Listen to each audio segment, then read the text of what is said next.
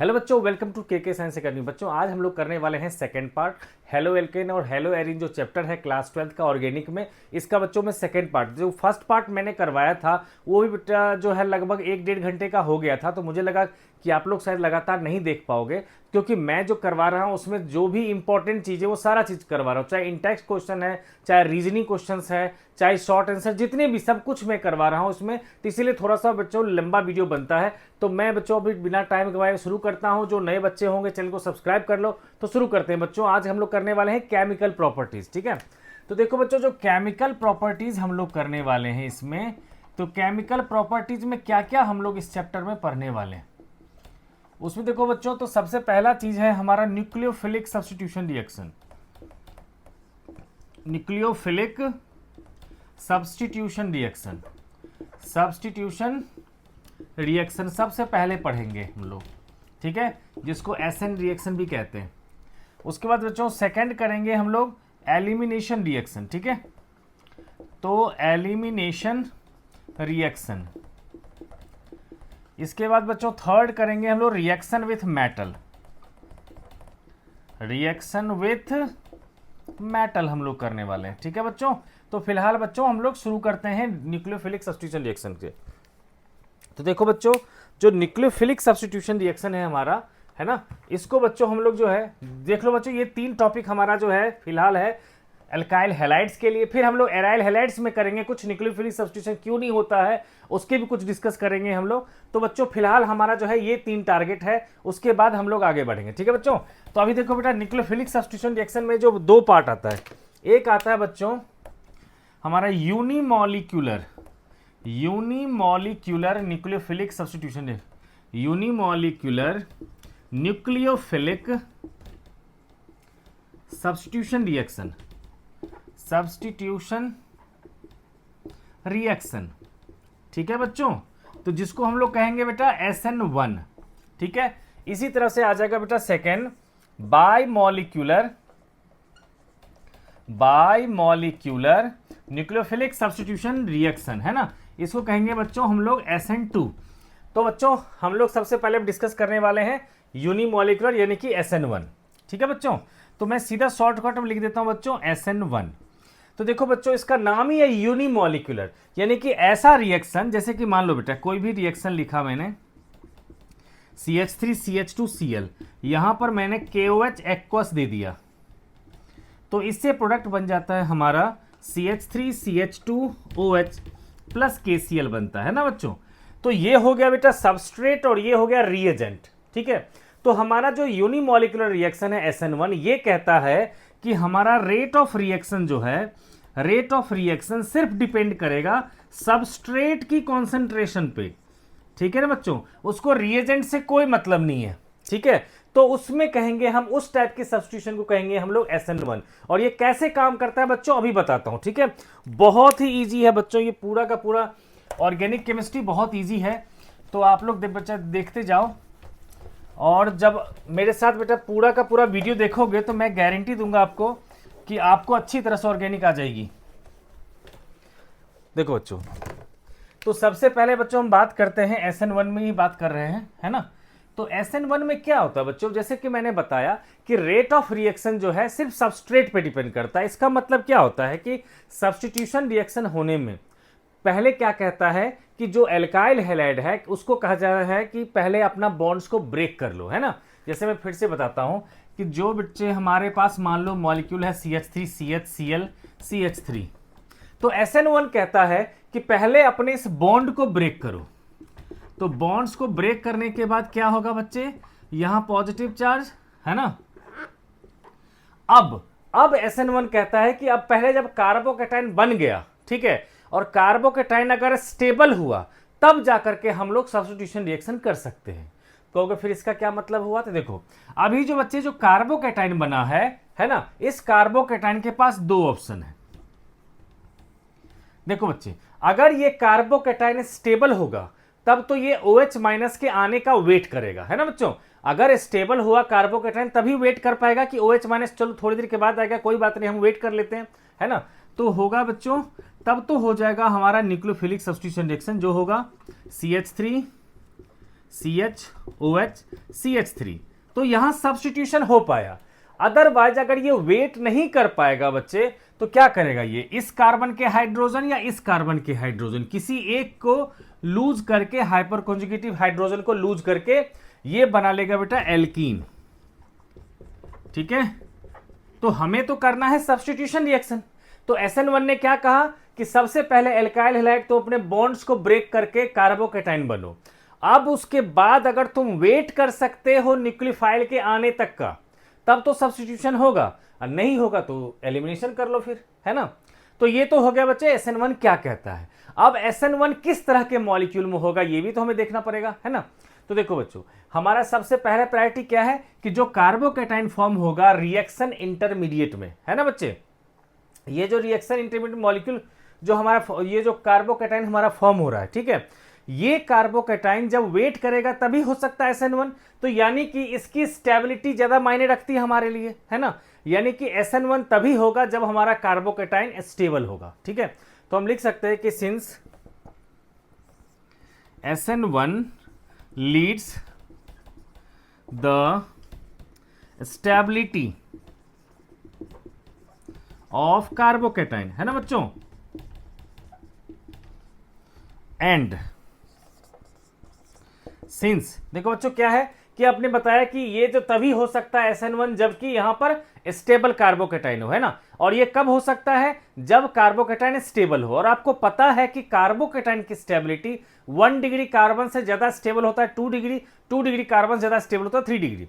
तो हम कह सकते हैं since stability of carbocation, since stability of carbocation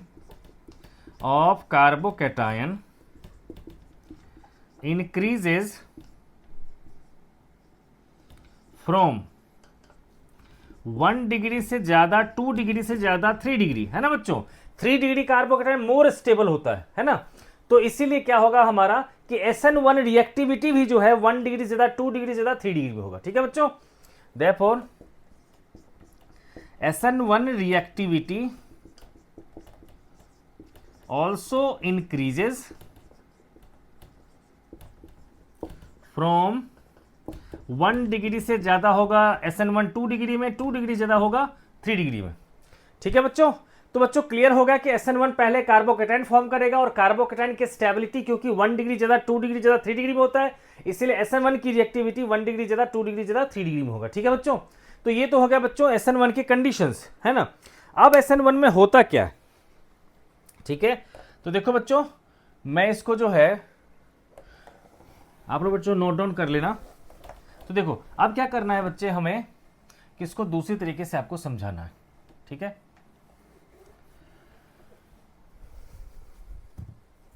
देखो बच्चे इसमें क्या होता है हमारा, ठीक है, कि जैसे कि कोई दूसरा मॉलिक्यूल भी ले लेते हैं हम लोग, इसको भी हटा ही देता हूं मैं। ठीक है, एक दूसरा मॉलिक्यूल ले लेता हूं क्योंकि आपको पता है कि यहां पर 3 डिग्री में मोस्टली होगा, तो मैं एक 3 डिग्री कार्बोकेटाइन ले लेता हूं, CH3C CH3 CH3 Cl, है ना। तो यहां पर बच्चों क्या बताया 3 डिग्री में मोस्टली होगा, तो मोस्टली क्या होता है SN1 वो बताता हूं। और यहां पर हमने जब KOH एक्वस लिया तो क्या होगा, ये Cl राइट साइड से ही हटेगा, है ना, CH3 है ना, और OH आ जाएगा प्लस KCl, है ना। तो देखो बच्चों क्या हुआ कि राइट साइड से जो Cl था वो वहां से हटा और वहीं पर OH आ गया, तो इसको कह सकते हैं retention of molecule takes place, retention of molecules takes place. ठीक है ना बच्चों, तो मोस्टली बच्चों क्या होता है SN1 में रिटेंशन होता है। लेकिन जो बच्चों अभी थोड़ा सेकेंडरी का केस बताया था, है ना, जिसमें बताया था मैंने कि CH3 CH प्लस CH3 है, अगर मान लो बेटा इसकी केस में क्या हो सकता है कि HO नेगेटिव जो है इधर से भी अटैक कर सकता है, तो यहाँ OH लग जाएगा, और HO नेगेटिव जो है इधर से भी अटैक कर सकता है तो नीचे OH लग जाएगा, है ना। तो कुछ पोर्शन में क्या होता है यहाँ पर कि हमारा डेक्स्ट्रो भी आ जाएगा, कुछ पोर्शन में लेबो भी आ जाएगा, है ना, और दोनों के मिक्सचर से क्या बनेगा, रेसमिक मिक्सचर। ठीक है, तो यहां पर हम कह सकते हैं कि कुछ अमाउंट में SN1 के केस में रेशमाइजेशन भी होता है। ठीक है, तो रिटेंशन के अलावा क्या होगा, रेशमाइजेशन भी होता है। तो बच्चों हम रिटेंशन के अलावे क्या क्या कह सकते हैं कि इन SN1, है ना, in SN1 racemisation also takes place, racemisation also takes place. ठीक है बच्चों, तो ये तो हो गया SN1 में क्या होता है। अब बच्चों हमें कैसे पता चलेगा कि किस मॉलिक्यूल में SN1 ज्यादा है, किस मॉलिक्यूल में SN1 कम है। तो उसका एग्जांपल है बच्चों, आप लोग को बच्चों एक मॉलिक्यूल दे रखा है C4H9Br, ये एनसीईआरटी का बेटा सॉल्व्ड क्वेश्चन है एनसीईआरटी में। ठीक है, कह रखा है इसके सारे के सारे स्ट्रक्चर बनाओ और फिर उसको अरेंज करो इंक्रीजिंग ऑर्डर ऑफ SN1 और SN2। तो मैं यहां पर बच्चों SN1 के हिसाब से अरेंज कर देता हूं। अब देखो बेटा 4 कार्बन है ना, और उसको हमें अरेंज करना है। तो क्या क्या बन सकता है molecule, CH3 CH2 CH2 CH2 Br। आप लोग खुद भी ट्राई कर सकते हो बच्चों कि क्या क्या स्ट्रक्चर बन सकता है।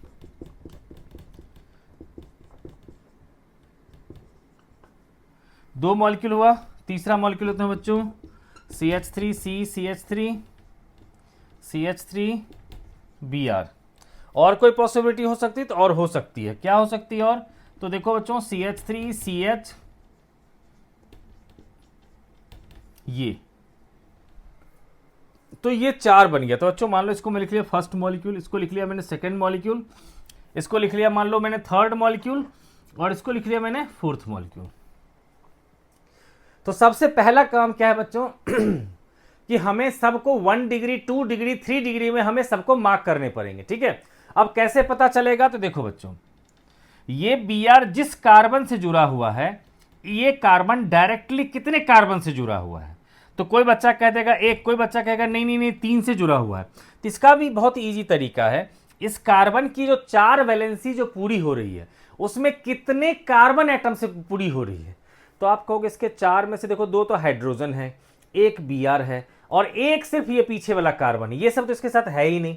तो बच्चों इसका मतलब ये है कि ये डायरेक्टली सिर्फ 1 से जुड़ा हुआ है ना बच्चों। तो इसलिए क्या कहेंगे इसको, ये हो गया हमारा 1 डिग्री। ठीक है, अब देखो इस कार्बन को देखो, Br जिस कार्बन से जुड़ा हुआ डायरेक्टली कितने कार्बन से जुड़ा हुआ है। तो फिर वही बात वैलेंसी चेक करो, तो कहोगे 3 तो इसके कार्बन से ही पूरे हो, यानी कि 3 कार्बन से जुड़ा हुआ। तो ये क्या हो गया हमारा 3 डिग्री, है ना बच्चों। अब इसको देखो, इसमें बच्चे ज़्यादा कंफ्यूज हो जाते हैं। तो देखो बच्चों ये जो Br जिस कार्बन से जुड़ा हुआ है ना, ये कार्बन जो है डायरेक्टली कितने कार्बन से जुड़ा हुआ है, तो सिर्फ इससे जुड़ा हुआ है ना बच्चों। या इसकी वैलेंसी में देखोगे तो क्या कहोगे कि 2 तो हाइड्रोजन है, 1 Br है और 1 सिर्फ कार्बन से जुड़ा हुआ है। तो इसको हम क्या कहेंगे 1 डिग्री, है ना। अब इसमें देखो Br जिस कार्बन से जुड़ा हुआ वो डायरेक्टली कितने कार्बन से जुड़ा हुआ है, 2 से, तो इसको क्या कहेंगे 2 डिग्री। ओके बच्चों, अब देखो आप लोगों ने पता है कि 3 डिग्री में सबसे ज्यादा होता है। ठीक है, तो अगर हमें इंक्रीजिंग ऑर्डर में लगाना है तो सबसे कम वाले को पहले लगाएंगे, है ना। तो सबसे कम किस में होगा, तो आप कहोगे 1 डिग्री में। तो 1 डिग्री का बच्चों दो हमारे पास है, एक फर्स्ट भी है और एक थर्ड भी है ना। तो देखो बच्चे हमारे पास जो है सबसे कम कौन होगा, जो सबसे कम स्टेबल होगा, है ना। तो अब देख के बताओ बच्चों, इस कार्बन पे पॉजिटिव चार्ज आ जाए वो ज्यादा स्टेबल होगा, या इस कार्बन पे पॉजिटिव चार्ज आ जाए वो ज्यादा स्टेबल होगा, है ना। तो अगर बच्चों इंडक्टिव फैक्ट से देखा जाए, है ना, मैं थोड़ा सा आपको समझा देता हूं। अगर मान लो हमारे पास बेटा जी अगर ऐसा हो जाता, और दूसरा मॉलिक्यूल ले लेता हूं मैं CH3 CH CH3 CH2 plus, ऐसा। तो देखो बच्चों अगर प्लस आई फैक्ट से ही देखा जाए स्टेबिलिटी को, तो ये इसको मान लो सबसे, जैसे कि मैं बच्चों को समझाता हूं कि फर्स्ट कार्बन मान लो 100 देगा, ये इसको 10 देगा, ये इसको 1 देगा, है ना। तो इसको कितने मिल गए 111। और यहां देखो ये डायरेक्टली जो इसके साथ जुड़ा तो ये 100 देगा और ये देगा 10 और ये देगा 10, है ना। कि जो डायरेक्टली जुड़ा हुआ वो सबसे ज्यादा देगा, उसके जस्ट बाद वाला उससे कम देगा, उसके जस्ट बाद वाला उससे कम देगा। तो यहां देखो ये डायरेक्टली इससे जुड़ा तो इसने इसको 100 दिया, और इसके जस्ट बाद वाला उससे कम देगा, तो इससे कम मतलब क्या हुआ 10। इसी तरह से ये भी तो डायरेक्टली से जुड़ा हुआ है, तो ये भी थोड़ा ही कम देगा, तो यानी कि 10 देगा। तो इसको बच्चों 120 मिला, इसको 111 मिला, तो मोर स्टेबल कौन होगा, ये वाला, है ना बच्चों। तो SN1 ज्यादा किस में होगा, इसमें होगा, और कम किस में होगा, इसमें। मेरे ख्याल से बच्चों क्लियर हो गया होगा। अगर फिर भी डाउट रह जाती है बच्चों तो कमेंट बॉक्स में बताना बच्चों, नेक्स्ट वीडियो में भी आपको क्लियर कर दूंगा मैं, ठीक है। देखो बच्चों क्या होगा, तो हमारे पास सबसे कम कौन होगा बेटा, फर्स्ट, उससे ज़्यादा कौन होगा, थर्ड। तो 1 डिग्री का तो हो गया। अब 1 डिग्री के बाद किसका होता है, 2 डिग्री। तो 2 डिग्री कौन है हमारा, फोर्थ, है ना बच्चे। और उसके बाद बेटा जी सबसे ज़्यादा किस में होगा, तो सेकेंड में। तो ये हो गया बच्चों SN1 का हमारा कहानी, ठीक है। इसके अलावा बच्चों क्या होता है कि एक सॉल्वेंट का भी मैटर होता है, ठीक है। कि अगर मान लो खास करके कहीं भी आपको कंफ्यूजन है कि जैसे सेकेंडरी है, सेकेंडरी कार्बोकैटायन या सेकेंडरी कोई भी हमारा पास मॉलिक्यूल है ना, वहां पर दोनों पॉसिबिलिटी हो सकती है ना। ठीक है बच्चे, देखो मैंने ये कहा बच्चे, नोट में लिख लो इसमें कि मान लो बेटा मैंने क्या कहा, 3 डिग्री में सबसे ज्यादा होगा SN1 और 1 डिग्री में सबसे कम। SN2 देखोगे आप तो उसमें क्या होगा कि SN1 जिस तरह से सबसे कम हुआ था हमारा 1 डिग्री में, तो SN2 सबसे ज्यादा होगा 1 डिग्री में, ठीक है। अभी जस्ट डिस्कस करेंगे। तो ऐसे सिचुएशन में बच्चों जब सेकेंडरी वाला आ जाता है तो उसमें तो कहोगे दोनों पॉसिबिलिटी हो सकती है, तो वहां पर हमें एक सॉल्वेंट देखना होता है, ठीक है। अगर सॉल्वेंट हमारा पोलर है तब SN1 को प्रेफर करेगा, ठीक है। तो नोट में लिखेंगे कि पोलर सॉल्वेंट प्रेफर्स SN1, ठीक है बच्चों, बस इतना ही जानना और कुछ नहीं। अब देखो बेटा जी हम लोग सेकंड चलते हैं SN2। तो बेटा इसका नाम ही था by molecular nucleophilic substitution reaction, यानी कि ये जो है रिएक्शन के दोनों मॉलिक्यूल सबस्ट्रेट और रिएजेंट दोनों पे डिपेंड करता है, ठीक है। तो इसमें क्या लिखेंगे बच्चे कि रेट ऑफ रिएक्शन जो है वो डिपेंड कर रहा है सबस्ट्रेट एंड रिएजेंट दोनों पे ही डिपेंड करता है, उसको कहते हैं हम लोग SN2, ठीक है। ये हो गया हमारा SN2, ठीक है बच्चों। तो अब देखो बच्चों इसका एग्जांपल लेते हैं। देखो अगर मैंने CH3Cl पे, CH3Cl था हमारे पास, है ना, और उस पर बच्चे मैंने क्या कर दिया, फिर से KOH डाल दिया, KOH डाल दिया, तो होगा क्या, तो देखो CH3 के आगे लगा हुआ था Cl, तो पीछे से OH माइनस इसको धक्का देता जाएगा, ठीक है। तो जितना ये नजदीक आता जाएगा उतना ही ये Cl इससे दूर होता जाएगा, और फाइनली क्या होगा, फाइनली बच्चों प्रोडक्ट ये बन जाएगा CH3OH प्लस Cl नेगेटिव, है ना। तो मॉलिक्यूल बिल्कुल उल्टा हो जाता। तो SN2 में क्या कहेंगे, complete inversion takes place, complete inversion takes place, है ना बच्चे, क्लियर हो गया। तो इसमें क्या होगा हमारा SN2 बिल्कुल मॉलिक्यूल क्या होता है, उल्टा हो जाता है, ठीक है। अब देखो बच्चों ये OH माइनस जो है आराम से इसको धक्का दे दिया क्योंकि पीछे कोई भी नहीं लगा हुआ था, ठीक है। लेकिन अगर मान लो बच्चों यहां पर लिखा हुआ है CH3CH2Cl, है ना, और तब HO माइनस आएगा इसको अप्रोच करने के लिए, और कहीं पे लिखा हुआ CH3Cl, तब HO माइनस आएगा अप्रोच करने के लिए, तो दिक्कत उसको ज्यादा कहां फेस करना पड़ेगा, इसमें या इसमें।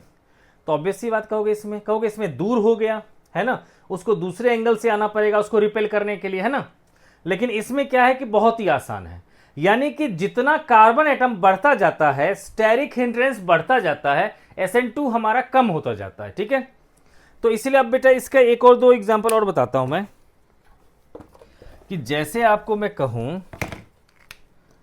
कि CH3Cl, अब इस HO माइनस को धक्का देकर के जो है Cl को निकालना संभव है, एज कंपेयर टू अगर मैं देखूं HO माइनस को CH3CH2 है ना, और मान लो सेम कार्बन का ले लूं मैं 1 2 3 4, ठीक है। तो देखो बच्चों यहां पर अप्रोच करेगा तो इधर से दिक्कत, इधर से दिक्कत, इधर से 3 साइड से दिक्कत है, और आगे से आना तो संभव है ही नहीं, क्योंकि आगे से आएगा तो Cl और चिपक जाएगा कार्बन की तरफ, तो वो तो हो ही नहीं सकता। लेकिन यहां पर क्या है, इधर से डिस्टरबेंस है, लेकिन ये यहां से अप्रोच कर सकता है, ये यहां से अप्रोच कर सकता है, ठीक है। आपको लग रहा है सर ऐसा क्यों करेगा, तो बच्चों इसको समझ लो कि यहां जो है हाइड्रोजन है, जो 2 हाइड्रोजन है उसके बॉन्ड में इधर दिखा सकता हूं, इधर दिखा सकता हूं, है ना। तो इसका मतलब वो इधर से भी अटैक कर सकता है और इधर से भी अटैक करके इसको निकाल सकता है ना। तो ये दो फिर भी प्रेफरेबल है, जबकि यहां से ना तो इधर से जा सकता है, ना इधर से जा सकता है, ना इधर से जा सकता है, और सामने से तो जा ही नहीं सकता, है ना बच्चों। तो क्या होगा कि SN2 में क्योंकि रिपेल करके इसको निकालना होता है, तो Eg किस में होगा, इसमें होगा 1 डिग्री वाले में, और 3 डिग्री वाले में क्या होगा, आसान नहीं होगा, है ना। तो हम लोग बच्चों यही लिख सकते हैं कि SN2 उसमें होगा जिसमें स्टेरिक हिंड्रेंस कम होगा, है ना।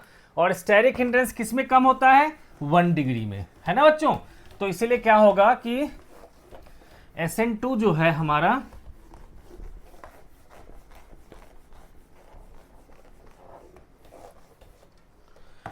ठीक है बच्चों, तो क्या लिखेंगे, SN2 इंक्रीजेस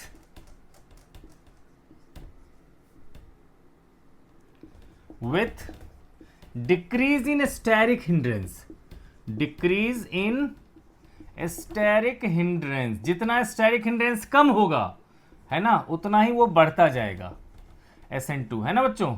देयरफॉर मैं कह सकता हूं कि SN2 इंक्रीजेस फ्रॉम 3 डिग्री से ज्यादा होगा बच्चों, 2 डिग्री से ज्यादा होगा 1 डिग्री, है ना। तो अब बच्चों जैसे हमने पीछे एग्जाम्पल लिया था, है ना, उसमें बच्चों आप लोगों ने देखा कि जो हमारा SN1 था उसमें हम ढूंढ रहे थे कितना ज्यादा स्टेरिक हिंड्रेंस हो, ताकि उतना ज्यादा एल्काइल ग्रुप जो है वो स्टेबल हो कर सके कार्बोकेटाइन को, है ना बच्चों। लेकिन जैसे पीछे एग्जाम्पल लिया था मैंने, कौन कौन सा मॉलिक्यूल बनाया था, CH3 CH2 CH2 CH2 Cl। ये बच्चा क्वेश्चन आपको सॉल्व में दे रखा है, ये आप चाहो तो खुद भी ट्राई कर सकते हो, CH2 CH3, है ना। और ये था हमारा CH3C CH3 CH3 Cl, है ना। इसके अलावा था बच्चों एक और था हमारा CH3 CH CH3 CH2 Cl, है ना। अब देखो बच्चे ये भी 1 डिग्री है और ये भी 1 डिग्री है, फिर भी आपको लगेगा कि ये इसमें स्टेरिक हिंड्रेंस कम है, इसमें स्टेरिक हिंड्रेंस ज्यादा है, तो SN2 ज्यादा किस में होगा बच्चों, इसमें, ठीक है। और ऐसे करके मॉलिक्यूल लिख लिया, है ना बच्चों। तो सबसे ज्यादा किस में होगा बच्चों, फर्स्ट में, सबसे कम किस में होगा, 3 डिग्री में, है ना। तो कहूंगा यहां पर 3 डिग्री से ज्यादा होगा हमारा 2 डिग्री वाले में, और 2 डिग्री से ज्यादा होगा हमारा 1 डिग्री वाला, है ना, और उससे भी ज्यादा होगा इसमें, है ना बच्चों। 3 डिग्री में सबसे कम, उससे ज्यादा 2 डिग्री वाले में, उससे ज्यादा होगा 1 डिग्री का इसमें, फिर उससे ज्यादा इसमें, ठीक है। तो ये हो गया बेटा SN2 का एक पार्ट। अब SN2 में क्या होगा, कार्बोकेटाइन के बारे में तो हमने मतलब यहां पर जो एल्काइल ग्रुप के बारे में तो बात कर लिया, लेकिन कहीं Cl होगा, कहीं Br होगा, कहीं I होगा, उसमें हम किसको प्रेफर करेंगे, ठीक है। तो ये भी लिख लेते हैं बच्चों, ठीक है, कि SN2 में जो है हमारा लीविंग ग्रुप भी मायने रखता है, कि जो निकलने वाला ग्रुप हो, है ना। जैसे कि मान लो आपके घर में कुछ ऐसे मेंबर होंगे, है ना, कि जो बैठे रहेंगे तो दूसरा मेंबर आएगा तो सीट खाली नहीं करेंगे, लेकिन कोई ऐसा भी मेंबर होगा जो बैठा रहेगा तो घर में दूसरा कोई भी मेंबर आ जाएगा तो उस सब के कारण वो सीट खाली करेगा, तो जो सीट खाली करेगा उसको कहेंगे लीविंग ग्रुप, है ना। तो देखो बच्चों यहां पर क्या होता है बच्चे, मैं बात करूंगा कि आयोडाइड आयन के लिए इसकी साइज सबसे लार्जर होती है, Br माइनस की साइज उससे छोटी, Cl माइनस की साइज उससे छोटी, और F माइनस की साइज उससे छोटी, है ना। तो बच्चों अगर मैं Ri की बात करूंगा तो इसका साइज बहुत बड़ा हो गया, बॉन्ड लेंथ बहुत ज्यादा हो गया, बॉन्ड लेंथ ज्यादा होने के कारण बॉन्ड स्ट्रेंथ क्या हो गया, कम हो गया, तो बॉन्ड जल्दी टूट जाएगा। तो ये सबसे जल्दी निकलेगा, इससे लेट से निकलेगा हमारा Br, इससे लेट से निकलेगा Cl, और इससे भी लेट से निकलेगा Rf, है ना बच्चों। तो हम लोग कह सकते हैं यहां पर कि leaving group tendency decreases, therefore SN2 decreases, है ना। यहां पर लिखेंगे बच्चों leaving group tendency decreases, leaving group tendency, है ना, कि मतलब निकल जाने की जो टेंडेंसी है उसी को कहेंगे लीविंग ग्रुप टेंडेंसी, है ना।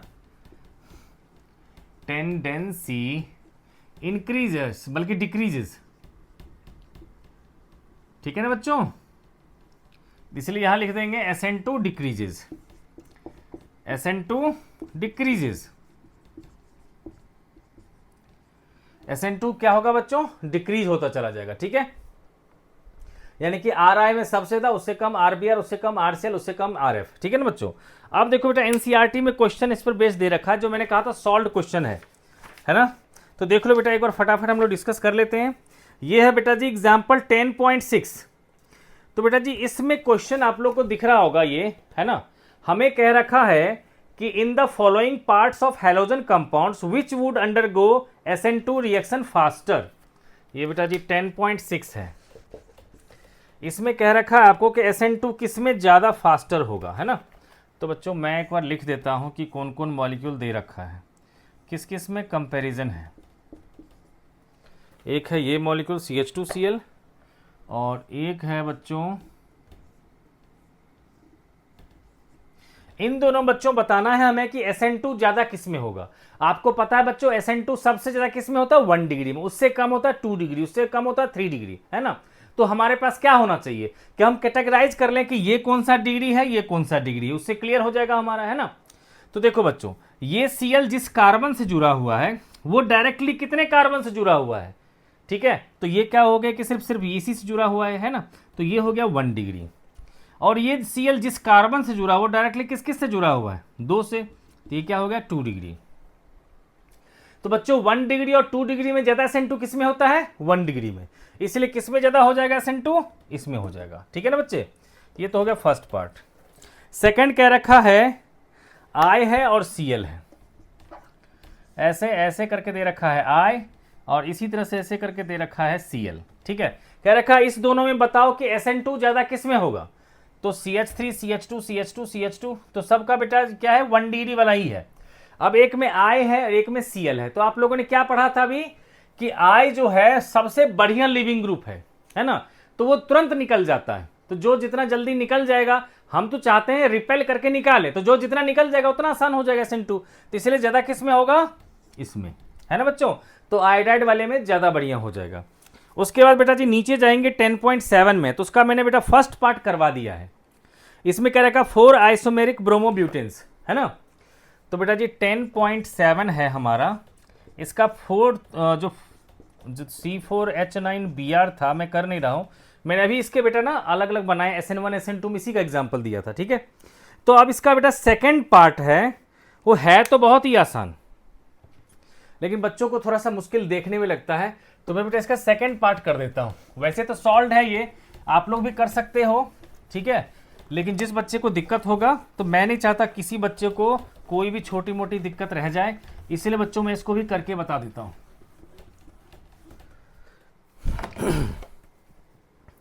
तो देखो बच्चों हमारा है मॉलिक्यूल है इसमें C6H5CH2Br। ये जो 10.7 का जो सेकेंड पार्ट है, इसमें मॉलिक्यूल दिख रखा है C6H5CH2Br, C6H5CH2Br। दूसरा मॉलिक्यूल लिख रखा है C6H5CH, C6H5CH, फिर C6H5, फिर Br, ऐसा कुछ लिखा हुआ है। थर्ड है हमारा C6H5, थर्ड है C6H5CH, CH3Br, और फोर्थ है हमारा C6H5, फोर्थ है हमारा C6H5C, फिर है हमारा CH3, फिर है C6H5, फिर है Br, है ना बच्चों। तो ये सारे के सारे मॉलिक्यूल है, तो हमें इसको कह रहा है SN1 और SN2 में अरेंज करना है ना। तो देखो बच्चों सबसे पहले स्ट्रक्चर, तो आप लोग को बच्चों पता होगा कि C6H6 होता है बेंजीन, अगर C6H5 है इसका मतलब क्या है कि सिर्फ बेंजीन पर एक ब्रांच होगा, है ना। तो यह सब में क्या है कि बेंजीन पर एक ही ब्रांच है। तब देखो बेटा पहला क्या है, C6H5 बना दिया मैंने, अब उसके ऊपर कह रहा है CH2 ले लो, ले लिया, Br ले लिया, ये हो गया फर्स्ट मॉलिक्यूल। अब सेकेंड मॉलिक्यूल देखो, बेंजीन पे कह रखा है CH लगाओ, लगा दिया, फिर कह रखा है एक और बेंजीन लगाओ, तो लगा दिया मैंने, है ना बच्चों। ये देखो इसके साथ एक C6H5 ब्रांच में है, और एक कह रहा है Br भी लगा दो, तो लगा दिया, ये हो गया हमारा सेकेंड मॉलिक्यूल, ठीक है। अब थर्ड मॉलिक्यूल में देखो एक CH है, तो कह रखा है इसके साथ जो है एक तो बेंजीन लगाओ, उसके साथ CH3 Br और H, बिकॉज CH के साथ एक CH3 लगाना है, एक Br लगाना है, ठीक है। और चौथा जो है हमारा, उसमें कह रखा है बेंजीन के ऊपर में एक कार्बन ले लो, है ना, और उसके बाद एक तरफ इसमें लगाओ बेंजीन रिंग। तो मैंने कहा ठीक है, ठीक है। कह रखा एक तरफ लगाओ CH3, एक तरफ लगाओ Br, ठीक है। तो अब बच्चों देखो SN2 ढूंढना बच्चों ज्यादा आसान है ना, क्योंकि जहां पर ज्यादा डिस्टरबेंस दिखेगा, ज्यादा क्राउडेड दिखेगा, उतना ही कम SN2 होगा, ठीक है। और जितना कम SN2 उतना ज्यादा SN1। तो बच्चों देखो सबसे ज्यादा क्राउडेड आपको कौन सा नजर आ रहा है, तो आपको ये है ना, ये मान लो बेटा थर्ड था, ये मान लिया फोर्थ, है ना। तो सबसे कम SN2 किसमें होगा, फिर इसी में, क्योंकि बहुत ज्यादा स्टेरिक हिंड्रेंस दिख रहा है, तो बेटा हम SN2 की बात करेंगे तो फोर्थ सबसे कम। अब उससे ज्यादा डिस्टरबेंस कहां दिख रहा है, तो बेंजीन रिंग एक इसमें है, बेंजीन और CH3 बेटा जी इसमें है, तो बेंजीन ज्यादा क्राउडेड है, 6 मेंबर्ड रिंग है वो, है ना। तो क्या कहेंगे, इससे ज्यादा क्राउडेड है ये, मतलब सबसे ज्यादा क्राउडेड वो, उससे कम क्राउडेड ये, और उससे भी कम क्राउडेड है ये थर्ड वाला, और उससे भी कम क्राउडेड है 1, है ना। तो कह सकते हैं SN2 हमारा इंक्रीज करेगा, SN2 इंक्रीजेज, है ना, इस ऑर्डर में, है ना बच्चे, SN2 हमारा इंक्रीज करता चला जाएगा, ठीक है। तो अगर हमें SN1 के लिए कहाएगा तो बिल्कुल उल्टा कर देंगे, हम उसको देखेंगे नहीं, यहीं से कर देंगे उल्टा। क्या कहेंगे हम लोग कि SN1 जो है फर्स्ट में सबसे कम, फिर थर्ड में उससे ज़्यादा, फिर उसके बाद कहेंगे सेकंड में उससे ज़्यादा, और उससे भी ज़्यादा होगा फोर्थ में, है ना, क्योंकि ये होगा हमारा बिल्कुल उल्टा हो जाता है SN1 का, है ना बच्चों। ये क्लियर हो गया। अब देखो बेटा एरोमेटिक वाला भी एक मैं करवा देता हूं जो SN1 में आता है, ठीक है। मतलब NCERT ने पूछ रखा है आपसे बैक एक्सरसाइज में कि ये बताओ कि जो एरोमेटिक, बेटा इसको मेरे ख्याल से सबको समझ में आ गया होगा, तो मैं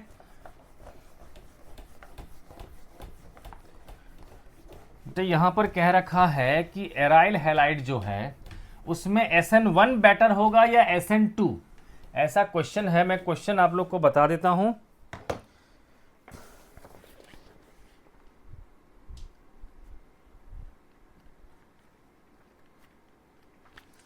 तो मैं जो भी रिलेटेड क्वेश्चन सब करवाऊं, देखो ये 10.17 है, ठीक है। तो उसमें कह रखा है 10.17, बेटा बैक एक्सरसाइज का ये है बैक एक्सरसाइज का क्वेश्चन, बैक एक्सरसाइज। इसमें क्या कह रखा है कि आउट ऑफ द C6H5CH2Cl, मतलब बेंजाइल क्लोराइड, ठीक है। और दूसरा दे रखा है हमें बेंजीन के साथ दो बेंजीन रिंग लगा रखा है,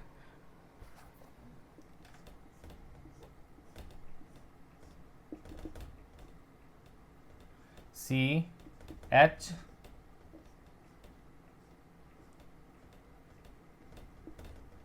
Cl, है ना। कह रखा इन दोनों में बताओ सब्स्टिट्यूशन रिएक्शन किसमें ज्यादा होगा। ये क्वेश्चन है कि out of these two which is more easily hydrolysed bye aqueous KOH, है ना, मतलब वही न्यूक्लियोफिलिक सब्स्टिट्यूशन की बात करता है ना। तो देखो बच्चों एराइल हैलाइड के केस में क्या होता है कि यहां पर SN1 मोस्टली होता है, क्यों, क्योंकि उसके पास पहले 6 मेंबर्ड रिंग है, वहां पर कोई नेगेटिव चार्ज अगर अप्रोच करना चाहेगा बच्चों, देखो अगर मैं बात करना चाहता बेटा कि यहां पर कोई भी ग्रुप लगा हुआ है ना, ठीक है, तो उसके लिए बच्चे क्या है कि कोई OH नेगेटिव आ करके इसकी तरफ अप्रोच करेगा तो वो थोड़ा सा उसके लिए मुश्किल होगा। दो कारण उसका, पहला तो ये देखो बहुत ज्यादा स्टेरिक हिंड्रेंस है, दूसरा ये सब के सब जो पाई बॉन्ड है उसके पाई इलेक्ट्रॉन्स जो है उसको रिपेल करेंगे नेगेटिव चार्ज को आने से, इसीलिए क्या होगा कि ये मोस्टली किस में जाता है SN1 में। क्यों SN1 में जाएगा ये कहोगे, वहां पर क्या न्यूक्लियोफाइल को फिर नहीं आता क्या, तो बिल्कुल नहीं आता, क्योंकि न्यूक्लियोफाइल बेटा जी किस में आता है SN2 में। SN1 में पहले क्या होता है, कहता है बॉन्ड तुम अपना तोड़ लो, ठीक है। तो जैसे वो अपना बॉन्ड को तोड़ लेता है फिर क्या होता है आपको पता ही है ना बच्चों। मैं फिर से इसको लिख देता हूं, अंदर वाले बॉन्ड को रेजोनेंस दिखा देता हूं बच्चों की जो मैं कह रहा हूं बच्चों उसको सेटिस्फाई करने के लिए। देखो ये और ये है ना। अब क्या होगा, जैसे कि मैंने क्या कहा SN1 में पहले क्या कहता है, पहले तुम अपने बॉन्ड को तोड़कर कार्बोकेटाइन बन जाओ, बाद में हम देखेंगे। तो अब ये कार्बोकेटाइन बन गया, और जैसे कार्बोकेटाइन बन गया तो यहां पर रेजोनेंस हो गया। रेजोनेंस कैसे हो गया, जैसे इसने इसको दिया यहां पर पेयर ऑफ इलेक्ट्रॉन, तो नेक्स्ट स्टेप में क्या होता है बच्चों, यहां पर पॉजिटिव चार्ज आ जाएगा, है ना। फिर ये जो है इसको दे देगा तो यहां पॉजिटिव चार्ज, फिर ये इसको दे देगा तो यहां पॉजिटिव चार्ज, है ना बच्चे। तो इस तरह से क्या होगा हमारा, कभी यहां पॉजिटिव चार्ज तो कभी यहां पॉजिटिव चार्ज। ठीक है बच्चे, मैं लिख के ही दिखा देता हूं, ठीक है। आप लोग को अगर बेटा हो सकता है कंफ्यूजन लग रहा हो छोटे से डायग्राम में, तो मैं 1 मिनट बेटा जी लगेगा मुझे समझाने में। देखो बच्चे, CH2Cl था, है ना, इससे क्या बना था हमारा, मैंने कहा SN1 करने के लिए उसको CH2 प्लस बन गया, है ना। अब जैसे कि इसको पेयर ऑफ इलेक्ट्रॉन को यहां शिफ्ट कर दिया तो क्या हो जाएगा बच्चों, ये CH2 के पास आ जाएगा, फिर डबल बॉन्ड CH2 और यहां आ गया पॉजिटिव चार्ज, बाकी के पाई बॉन्ड जैसे थे लगा दिए। अब क्या होगा, इसको उठा करके यहां दे देंगे, है ना। तो क्या होगा बच्चों, यहां से पॉजिटिव चार्ज, यहां डबल बॉन्ड CH2, है ना। फिर से आपने डबल बॉन्ड को उठा करके यहां दे दिया, तो अब पॉजिटिव चार्ज कहां आ जाएगा, यहां पर, है ना। तो यहां पॉजिटिव चार्ज आ जाएगा, और ये आ गया डबल बॉन्ड, ये आ गया डबल बॉन्ड, ये आ चुका है CH2 का डबल बॉन्ड, है ना। फिर आप पेयर ऑफ इलेक्ट्रॉन जो है इसका यहां पर वापस कर दोगे तो क्या हो जाएगा बच्चों,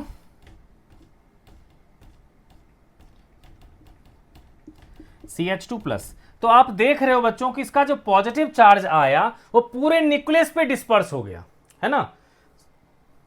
शॉर्टकट में कह सकता हूं मैं, ये जो CH2 प्लस था हमारा, है ना, उसका कुछ पॉजिटिव चार्ज यहां पर आ गया, यहां पर आ गया, यहां पर आ गया, है ना, यानी कि पूरे मॉलिक्यूल पे ये पॉजिटिव चार्ज आ गया। तो अब देख सकते हो बच्चों कि अब एक तो रेजोनेंस के कारण ये स्टेबलाइज हो गया, है ना। दूसरी क्या हो गया फायदा, कि अब OH माइनस को रिपेल करने के लिए यहां पाई इलेक्ट्रॉन्स अवेलेबल नहीं है, है ना।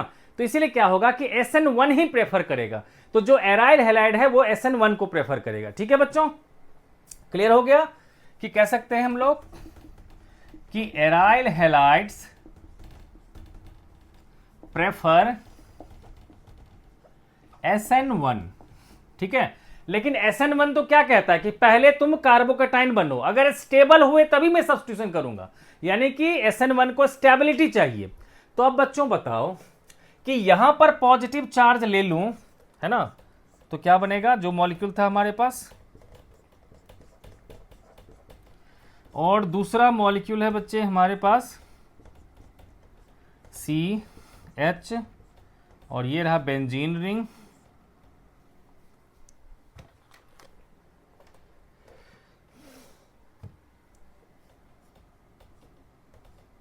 है ना बच्चे।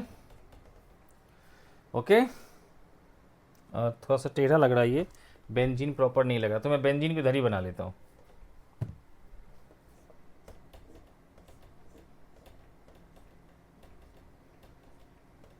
है ना। अब देखो बच्चों, ये अब बताओ बच्चों, इन दोनों में कार्बोकेटाइन में ज्यादा स्टेबल कौन होगा, क्योंकि आपको पता है कि SN1 को स्टेबिलिटी ऑफ कार्बोकेटाइन से मतलब है। तो आप कहोगे सर इसमें जो है ना पॉजिटिव चार्ज पूरे बेंजीन न्यूक्लियस पे डिस्पर्स हो जाएगा, इसलिए स्टेबल होगा। तो मैं कहूंगा बच्चों वो प्रॉब्लम तो इसके पास, मतलब ये फायदा तो यहां भी है, बल्कि इसके पास डबल फायदा है, ये इधर भी जा सकता है रेजोनेंस के लिए और इधर भी जा सकता है रेजोनेंस के लिए, तो इसलिए क्या होगा बच्चों, ये ज्यादा स्टेबल होगा, है ना। तो हम लोग क्या कहेंगे कि इसमें ज्यादा होगा हमारा SN1 रिएक्शन। ठीक है बच्चों, क्लियर हो गया। तो बच्चों मैं हर एक चीज कराता रहूंगा, तो आप लोग बच्चों वीडियो में बने रहो, ठीक है। कोई प्रॉब्लम हो तो बच्चों पूछते रहो, ठीक है। तो अब बेटा जी हमारा SN1 SN2 हो गया, अब इसकी स्टीरियो केमिकल एस्पेक्ट की बात हो रही है, स्टीरियो केमिकल एस्पेक्ट की बात हो रही है। अब टॉपिक है हमारा जिसमें हमें कायरल अकायरल की बात करेंगे, ये सबसे आसान चीज होता है, ठीक है। अब है बच्चों स्टीरियो केमिकल एस्पेक्ट, ठीक है। इसमें कायरल अकायरल इस सब की बात होगी, ठीक है बच्चों। तो देखो क्या होता है बच्चों कि जैसे कि मैंने यहां पर बनाया O, तो इसका मिरर इमेज क्या बना O, तो मैं इस O को इस पे रख दूंगा, बिल्कुल कवर्ड हो जाएगा, यानी कि ये अपने मिरर इमेज को सुपरिम्पोज कर जाएगा। लेकिन बच्चों मैं एग्जांपल के तौर पे दूंगा, अगर मान लो Z, तो उसका कैसा होगा, ऐसा कुछ होगा, है ना बच्चों। तो अगर मान लो बेटा जी इसको उठा करके मैं इस पर रखने के लिए जाऊं, तो बेटा मेरे ख्याल से ये ऐसे आ जाएगा, है ना। तो ये इसमें जो है यहां से आना चाहिए था ऐसे, है ना, लेकिन वो सुपरिम्पोज नहीं कर पाएगा, ठीक है। तो ये हो जाएगा नॉट सुपरिम्पोज। अगर आपको समझ में नहीं है तो मैं एक और एग्जांपल देता हूं, नॉट सुपरिम्पोज्ड, और ये क्या होगा, सुपरिम्पोज्ड, सुपरिम्पोज्ड, ठीक है। इसी तरह से बच्चों अगर मैं P लिया तो उसका मिरर इमेज क्या बन जाएगा, ऐसे बनेगा, है ना। तो इसको उठा करके मैं यहां पर दूं तो उसका इमेज क्या होगा, इधर चला जाएगा, है ना। तो कभी भी सुपरिम्पोज नहीं हो पाएगा, तो ये भी क्या होगा, नॉट सुपरिम्पोज्ड, है ना बच्चों। तो यही चीज है। इसके अलावा अपने हाथ को देखो बच्चों, है ना, हाथ को देखोगे आप तो क्या होता है, मेरा ये हाथ है, तो अगर बच्चों इसको मैं इसको मिरर के सामने रखूं तो मिरर पे इसका इमेज बिल्कुल ऐसा दिखेगा, है ना। तो मैं चाहूंगा इसको सुपरिम्पोज करने के लिए, मैं चाहूंगा इसके पाम को इधर रखूं, तो क्या देख लो सुपरिम्पोज हो रहा है, नहीं हो रहा है, इसका थंब इधर, इसका थंब इधर, है ना। तो ये सब क्या हो गया, नॉन सुपरिम्पोज्ड, है ना। तो जो भी हमारा ऑर्गेनिक कंपाउंड अपने मिरर इमेज पे सुपरिम्पोज नहीं होता है उसको कहते हैं हम लोग कायरल कंपाउंड या एसिमेट्रिक कंपाउंड, ठीक है बच्चों। तो हम लोग क्या लिखेंगे बच्चों, the organic compounds which are not superimposable to their mirror images are called optically active compounds, ठीक है। Those organic compounds which are not superimposable, बेटा यहां पर लिखा है नॉट सुपर इम्पोजेबल, ठीक है, two their mirror images, two their mirror images are called chiral, है ना बच्चों, उसको कहते हैं कायरल, और एसिमेट्रिक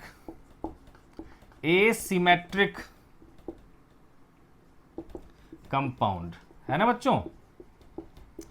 तो हमें बच्चों बस वही कायरल और हमें एसिमेट्रिक कंपाउंड ढूंढना है, क्योंकि वही सब के सब ऑप्टिकली एक्टिव होंगे, ठीक है। तो पहली बात तो ये हो गई। दूसरी बात कहोगे कि only chiral compounds are optically active, only chiral compounds are optically active, optically active. आप कहोगे सर ऑप्टिकली एक्टिव कहने का क्या मतलब हो गया। तो देखो बच्चों, अगर प्लेन पोलराइज्ड लाइट, मतलब एक ऐसा लाइट जो सिर्फ एक ही डायरेक्शन का हो, है ना। मान लो आपके पास क्या था बच्चों, मल्टी डायरेक्शन वाली लाइट थी, हर डायरेक्शन में लाइट थी, ठीक है ना। आपने एक पोलरीमीटर था, जिसे मान लो सामने उसके ब्लैक सीट रख दिया, बिल्कुल ब्लैक, तो कोई भी लाइट पास नहीं किया। फिर आपने ब्लेड से एक हल्का सा एक ऐसा चीरा लगा दिया, है ना। तो जो लाइट सिर्फ ऐसे आ रही होगी सिर्फ वही पास करेगी, जो ऐसे होगी वो भी इंटरसेप्ट, जो ऐसे होगी वो भी इंटरसेप्ट, है ना। तो अब जो ये लाइट आई है, this is your plane polarised light,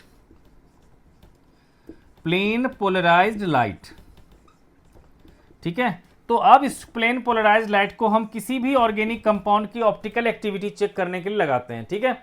अगर इससे पास होने के बाद, पहले तो था ये वाला सिचुएशन, और अगर वो ऐसे चला गया, राइट टर्न लिया, तो उसको कहते हैं हम लोग डेक्स्ट्रो कंपाउंड। और अगर मान लो वो कुछ इधर चला गया, मतलब वो ऐसे टर्न ले लिया, तो उसको कहते हैं लेवो कंपाउंड, है ना।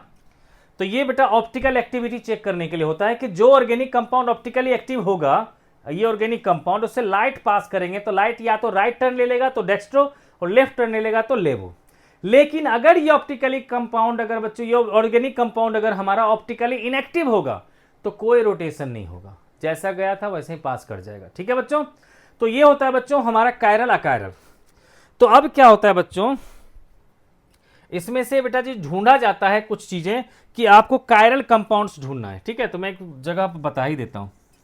तो कायरल कंपाउंड्स बेटा ढूंढना दुनिया का सबसे आसान कंपाउंड है ना, सबसे आसान काम है ना। देखो क्या करना होता है कि अगर मान लो किसी भी मॉलिक्यूल, जैसे कि बच्चों एग्जांपल देता हूं मैं, CH3 CHCl CH2 CH3, इसको देखो, दूसरा मॉलिक्यूल को देखो, CH3 CH3 H CH, या मान लेते हैं Cl लगा दिया, है ना।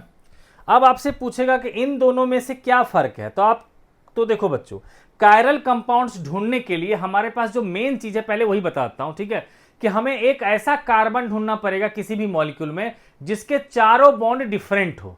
अगर वो चारों बॉन्ड डिफरेंट हो गया तब वो कायरल हो जाएगा, ठीक है। कोई भी एक कार्बन, जरूरी नहीं कि हर एक कार्बन का, कोई भी उस मॉलिक्यूल में एक कार्बन कम से कम ऐसा हो जिसके चारों बॉन्ड डिफरेंट हो। तो देखो बच्चों यहां पर इसको स्टार लगा दिया मैंने, क्रॉस नहीं किया, काटा नहीं है, ठीक है ना। तो बेटा इसमें देखो, इस कार्बन के एक तरफ क्या है, CH3 ग्रुप, एक तरफ है CH2 CH3, बिल्कुल अलग ग्रुप, तीसरी तरफ Cl ग्रुप, चौथी तरफ क्या है, हाइड्रोजन। तो चारों के चारों क्या होगा, डिफरेंट, तो इसको क्या कहेंगे हम लोग, chiral, these are chiral compounds. लेकिन इसमें देखो, इधर भी CH3 इधर भी CH3, सिर्फ Cl और ये तीन अलग तो हो गए, लेकिन चौथा तो सेम हो गया, तो इसको क्या कहेंगे हम लोग, अकायरल, अकायरल और सिमेट्रिक। देखो बच्चों मैं वर्ड यूज कर रहा हूं, अकायरल के साथ वर्ड यूज होता है सिमेट्रिक, सिमेट्रिक, लेकिन कायरल के साथ वर्ड यूज होता है एसिमेट्रिक, ठीक है। तो जब हमारी बात चल रही थी कौन ऑप्टिकली एक्टिव है कौन ऑप्टिकली एक्टिव नहीं है, तो उसमें कहा गया कि जो कायरल मॉलिक्यूल है उसका पहचान है कि कम से कम एक ऐसा कार्बन जरूर होगा जिसके चारों बॉन्ड डिफरेंट होंगे, तो वही होगा हमारा कायरल कंपाउंड, है ना। तो और वही होगा हमारा ऑप्टिकली एक्टिव कंपाउंड, ठीक है बच्चों, क्लियर हो गया कायरल अकायरल। अब बच्चों इस पर भी एनसीईआरटी ने छोटा सा क्वेश्चन पूछ रखा है जो कि बच्चों बहुत ही आसान है, ठीक है। तो बेटा सॉल्व्ड इन टेक्स्ट क्वेश्चन है, तो मैं चाहता हूं आप लोग उसको एक बार देख लो। देखो बच्चों ये है क्वेश्चन जो बहुत ही आसान है, ठीक है। तो बच्चों मैं चाहता हूं आप लोग, बेटा जी यहां चलो बनाने की कोशिश करता हूं मैं, ठीक है ना। है तो बहुत ही आसान, आप लोग इजीली समझ जाओगे, लेकिन तब भी मैं बेटा बना देता हूं इसका। तब तक बच्चों जिसके बुक में है वो क्वेश्चन निकाल लो। ये है आपका एग्जाम्पल 10.8,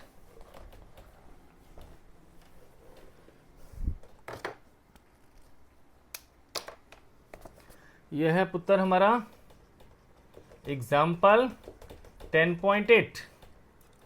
इसमें बेटा जी कह रखा है फर्स्ट मॉलिक्यूल में बताना है आपको कि कौन सा है। तो देखो एक ऐसा दे रखा है, हाइड्रोजन दे रखा है ना, और यहाँ देखो एक वेज बना रखा है CH3, ठीक है, और यहाँ पर बना रखा है, ये बना रखा है बच्चे Br, और यहाँ बना रखा है OH, है ना। इसी तरह से दूसरा दे रखा है बच्चों H के साथ, ठीक है, और इधर बेटा वही ले लेते हैं, ये है हमारा CH3, और इधर भी Br, ये है Br, और ये भी है Br, है ना। तो बच्चों इन दोनों मॉलिक्यूल में देखो आप, तो इसका मतलब क्या हो गया कि ये एक ऐसा कार्बन है जिसके एक तरफ OH है, एक तरफ हाइड्रोजन है, एक तरफ CH3 है, एक तरफ Br है, तो कौन सा होगा बच्चों, कायरल। देख के बताओ, यहां देखो इसके पास दो दो Br हैं, तो सेम कार्बन के पास दो दो Br हैं, तो क्या होगा, कौन सा कायरल होगा, जिसके चारों डिफरेंट होने चाहिए। तो चारों डिफरेंट किस में है बच्चों, इसमें, तो ये हो जाएगा कायरल, मतलब ये हो जाएगा कायरल, है ना, और वो हो जाएगा बच्चों अकायरल, ठीक है। हमसे कायरल ढूंढना है, तो इसमें क्या कहेंगे, ये सेकेंड मॉलिक्यूल बच्चे इसी तरह से दे रखा है, C है, H है,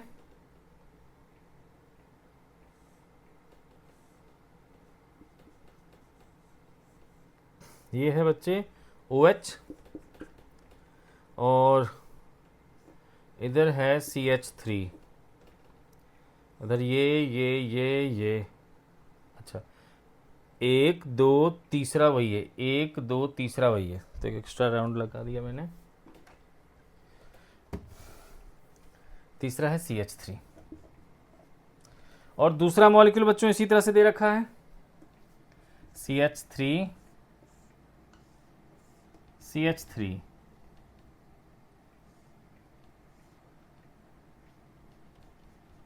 मतलब ये वेज्ड और डैश्ड वाले हैं, है ना। ये है H और यहाँ देखो डैश में क्या है OH, है ना। तो अब बच्चों इन दोनों मॉलिक्यूल में देखो, तो यहाँ पर जो कार्बन है उसके एक तरफ है H, एक तरफ है OH, एक तरफ है CH3 और एक तरफ क्या है CH2 CH2 CH3, है ना। इसको हम ऐसे लिख सकते हैं CHOH CH2 CH2 CH3 और इधर हो गया CH3। और इसको कैसे लिख सकते थे बच्चों, कार्बन के एक तरफ है हमारा CH2 CH3 CH2 CH3, ये भी है CH2 CH3,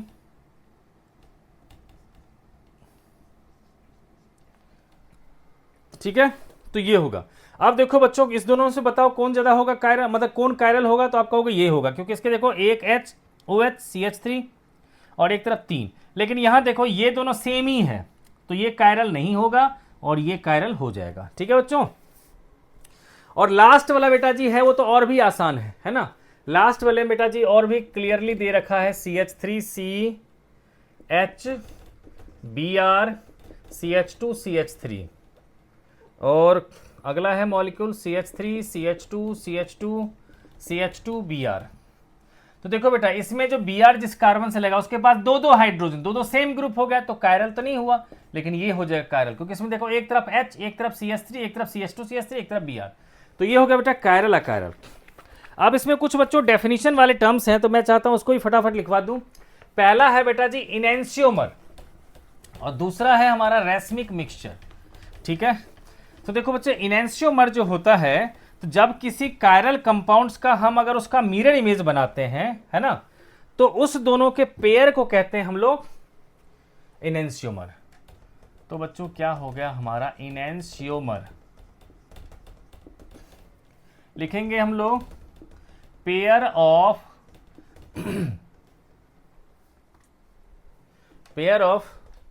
mirror image of optically active compound, optically active या फिर कायरल कंपाउंड, या फिर कायरल,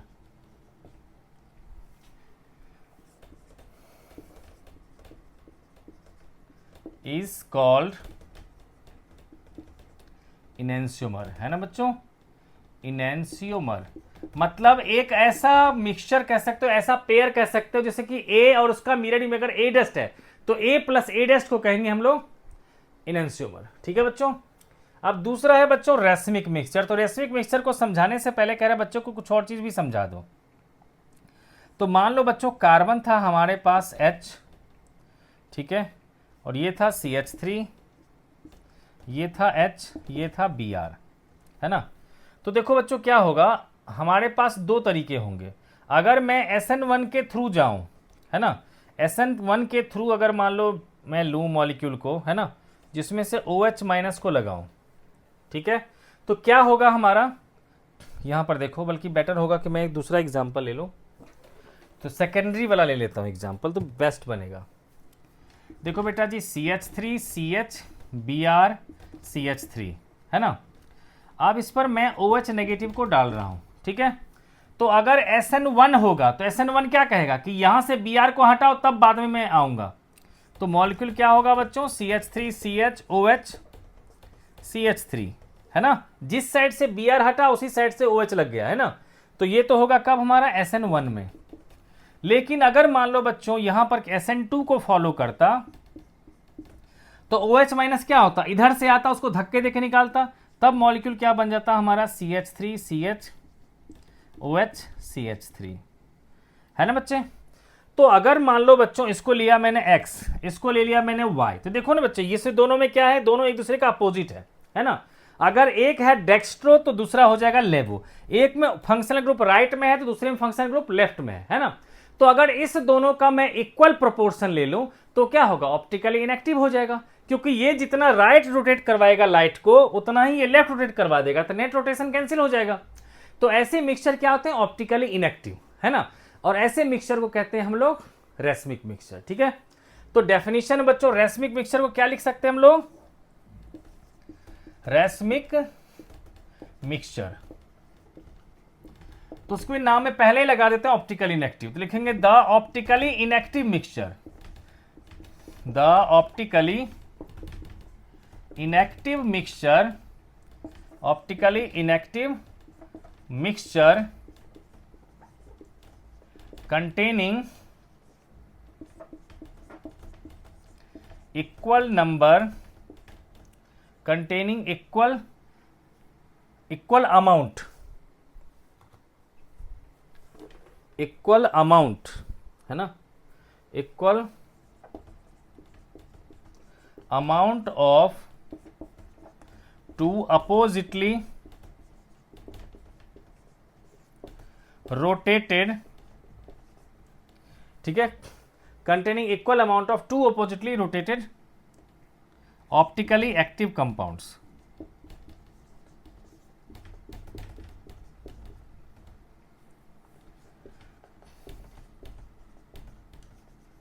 ठीक है बच्चों, मैंने कहा है कि the optically inactive mixture containing equal amount of two oppositely rotated optically active compounds, कि दोनों के दोनों ऑप्टिकली इनएक्टिव मतलब मिक्सचर तो ऑप्टिकली इनएक्टिव हो जाएगा, लेकिन उसमें होगा जो वो ऑप्टिकली एक्टिव होगा, लेकिन दोनों का मिक्सचर जो है वो ऑप्टिकली इनएक्टिव होगा। मतलब एक जो होगा डेक्स्ट्रो तो दूसरा होगा लेवो। ये होगा बच्चों। अब बच्चों इससे आगे हम लोग बढ़ते हैं इसमें, लेकिन आगे एक बेटा जी है क्वेश्चन जो है वो सॉल्व्ड क्वेश्चन है, तो उसको मैं शॉर्ट से डिस्कस कर लेता हूँ। शॉर्ट में बेटा जी ये क्वेश्चन कह रखा है कि जब आप एल्काइल हैलाइड पर KCN डालते हो तो RCN बनता है। ये बेटा जी है आपका 10.5 एग्जाम्पल जो है आपका 10.5, तो ये फटाफट 2 मिनट में डिस्कस कर लेता हूँ, ठीक है, क्योंकि मैं बेटा हर एक चीज़ करवाता जाऊँगा, ठीक है। तो जो बच्चे जो चीज़ जानते होंगे वो थोड़ा सा स्किप कर सकते हो वीडियो को आगे, लेकिन बेटा वीडियो को पे बने रहो, ठीक है। कुछ न कुछ जो है आपके लिए काम की चीज़ जरूर निकलेगी। अब देखो बेटा यहाँ पर एग्जाम्पल एक जो है 10.5, एग्जाम्पल 10.5 है ना।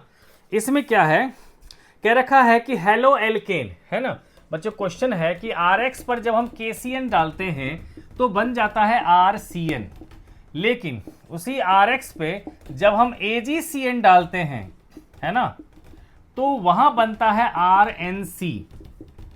ऐसा क्यों, यही पूछा कि ऐसा क्यों होता है, ठीक है बच्चों। तो इसका आंसर हम लोग बच्चों देखेंगे। पहले देखो बेटा, जब भी RX की बात करूंगा मैं तो ये हमेशा R प्लस और X माइनस में टूटेगा, है ना। अब देखो KCN जो है आयनिक कंपाउंड होता है, KCN is an ionic compound, ionic compound. KCN क्या होता है बच्चों, आयनिक कंपाउंड होता है। तो ये टूट जाएगा K प्लस में और C नेगेटिव, है ना बच्चों, इसमें टूट जाएगा। तो क्या होगा कि R प्लस देखेगा C पे नेगेटिव चार्ज है तो इस पर अटैक करेगा और फाइनली प्रोडक्ट क्या बन जाएगा, RC ट्रिपल बॉन्ड N।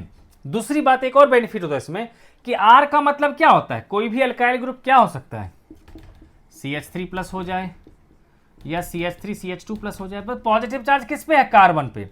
तो कार्बन और कार्बन के बीच की बॉन्ड बहुत ही तगड़ी स्ट्रॉन्ग होती है ना, बहुत ज्यादा स्टेबल होता है। इसीलिए ये जो है कार्बन के साथ ही बॉन्ड बनाना प्रेफर करता है, ना कि नाइट्रोजन के पास जो अवेलेबल लोन पेयर है उस पे। ठीक है बच्चों, बताया कि KCN आयनिक कंपाउंड है, टूट करके K प्लस और C माइनस देता है, CN माइनस देता है। तो एल्काइल ग्रुप का जो कार्बन है वो कार्बन कार्बन के साथ बॉन्ड बनाना चाहता है, ये पॉजिटिव नेगेटिव के साथ बॉन्ड बनाना चाहता है, इस तरह से बन जाता है RCN।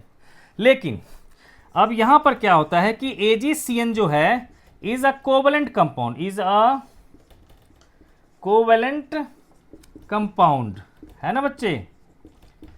तो बच्चे ये जो R प्लस है उसके सामने अगर AgCN आ गया तो बेटा जी इसको नेगेटिव चार्ज तो कहीं दिख नहीं रहा है R प्लस को, है ना। वो लोन पेयर देखता है नाइट्रोजन पे, सोचता है चलो नेगेटिव चार्ज नहीं है, हम लोन पेयर पे अटैक कर जाते हैं। थोड़ा ज़्यादा फ्लाइट ले लिया बच्चे, तो बेटा जी कंफ्यूज मत करना।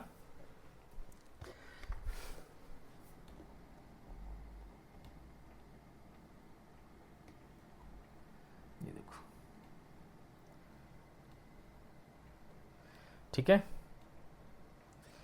ये बेटर है। देखो जो मैंने क्या कहा कि R प्लस के पास जो है कोई पॉजिटिव नेगेटिव चार्ज तो दिखता नहीं, तो फिर वो क्या करता है, देखता है यहाँ पर जो है इस नाइट्रोजन पे जाकर के फिर वो क्या करता है, उसके पास लोन पेयर दिख जाता है नाइट्रोजन के पास, है ना, तो वो उस पर अटैक कर देता है, ठीक है ना, और फिर इस तरह से बेटा जी RNC हमारा कंपाउंड बन जाता है, फिर नाइट्रोजन के थ्रू जुड़ जाएगा वो, है ना। तो बच्चे क्या होगा फिर हमारा RN कोऑर्डिनेट बॉन्ड C, इस तरह से बन जाता है कंपाउंड, ठीक है बच्चों। तो ये रीजन है बच्चों, ठीक है, क्लियर हो गया बच्चों। इसका स्टेटमेंट भी बच्चों दे रखा है, जो स्टेटमेंट ठीक ही है, ठीक है, अब मैंने समझा दिया ही है बच्चों। ओके बेटे, तो अब चलते हैं बेटा नेक्स्ट जो हमारा इसका रिएक्शन है का जो सेकंड टाइप का रिएक्शन है वो है हमारा एलिमिनेशन रिएक्शन, ठीक है। तो एलिमिनेशन रिएक्शन जो होगा बच्चों, पहले तो ये डिस्कस करूंगा कि एलिमिनेशन रिएक्शन में क्या होता है, फिर बात करूंगा कि एलिमिनेशन रिएक्शन KOH के साथ क्यों होता है। बेटा जी सेकेंड रिएक्शन था हमारा एलिमिनेशन रिएक्शन। देखो बच्चों CH3CH2Cl है ना, इस पर मैं दूंगा KOH एल्कोहलिक, तो क्या होगा, एल्कोहलिक KOH जैसे दूंगा तो इस कार्बन से हेलोजन निकलेगा, इस कार्बन से हाइड्रोजन निकल जाएगा और मॉलिक्यूल क्या बन जाएगा, CH2 डबल बॉन्ड CH2, ठीक है। तो यहां पर क्या होगा, डीहाइड्रोहेलोजनेशन, ये क्या होगा बच्चों, दिस इज द डीहाइड्रोहेलोजनेशन रिएक्शन, ठीक है। तो अब बच्चों, ठीक है, वहीं पर बच्चों अगर एक रिएक्शन हमने पीछे किया था, जस्ट पीछे, उसमें क्या करते थे, KOH एक्वस लेते थे, तो क्या प्रोडक्ट बनता था, CH3CH2OH प्लस KX, है ना बच्चों, यही बनता था ना। तो क्या फर्क हो गया, रिएक्टेंट हमारा सेम है, रिएजेंट हमारा सेम, मतलब सबस्ट्रेट सेम, रिएजेंट सेम, सिर्फ एल्कोहलिक यहां पर है यूज और यहां एक्वस यूज है। तो पानी और एल्कोहल में इतना क्या फर्क हो गया कि एल्कोहल के केस में एलिमिनेशन हो गया और पानी के केस में सब्स्टिट्यूशन हुआ, ठीक है। तो ऐसा क्यों हो गया, तो इस पर बेस्ड बेटा जी एक क्वेश्चन पूछ रखा है एनसीईआरटी में बैक एक्सरसाइज में, इसको मैं चाहता हूं आपके साथ डिस्कस कर लूं एक बार। तो बेटा बैक एक्सरसाइज में पहुंचो और ये क्वेश्चन नंबर है बच्चों, ये है क्वेश्चन नंबर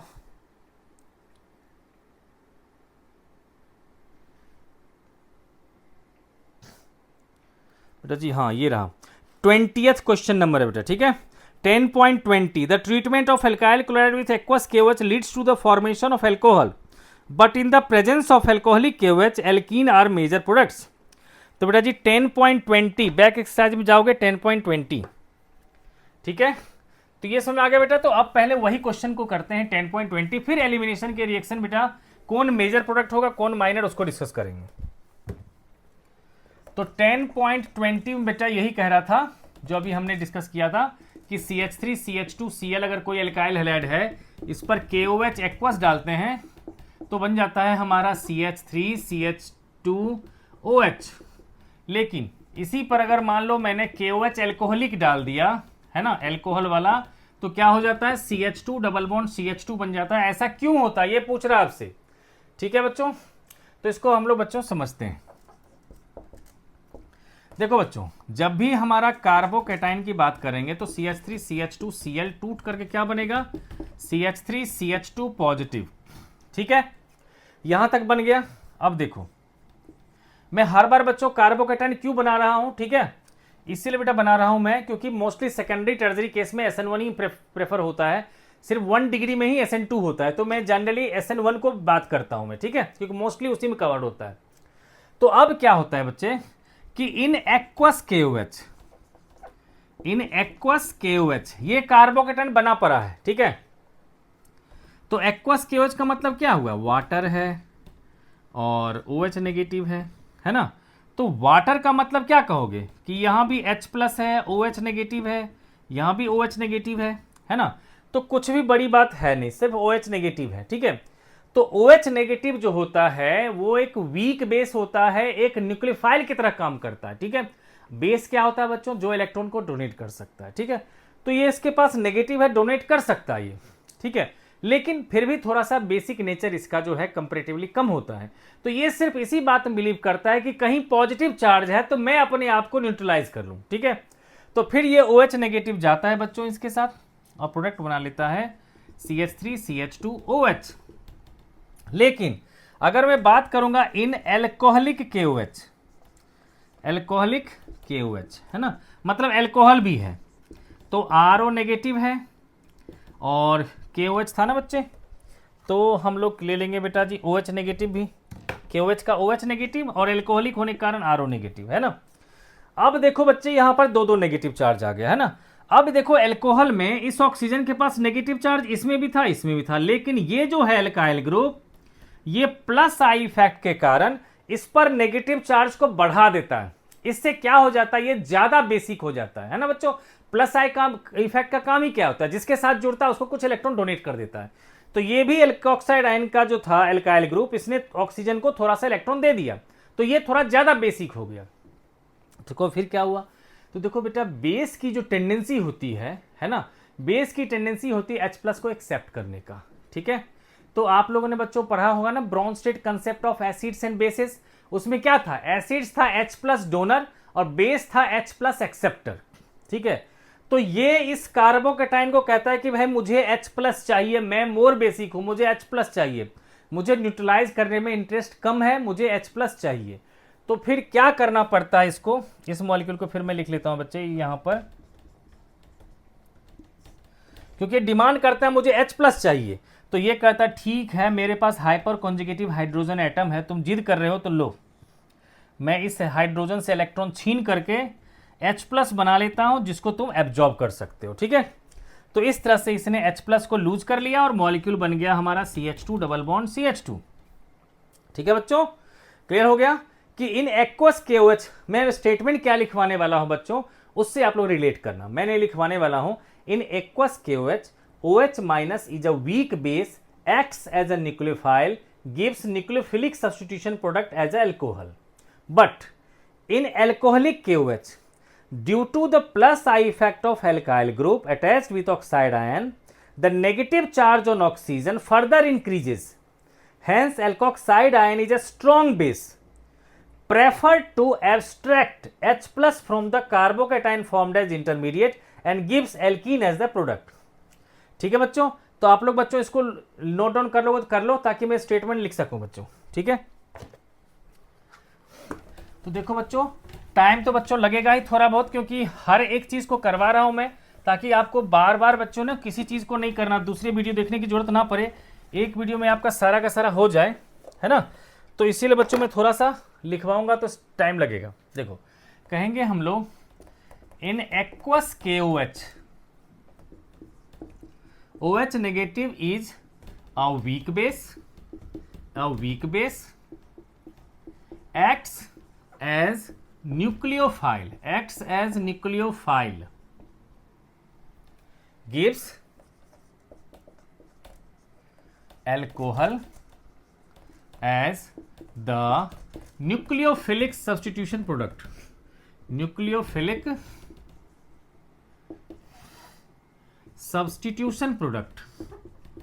substitution product, ठीक है बच्चों। But in alcoholic KOH,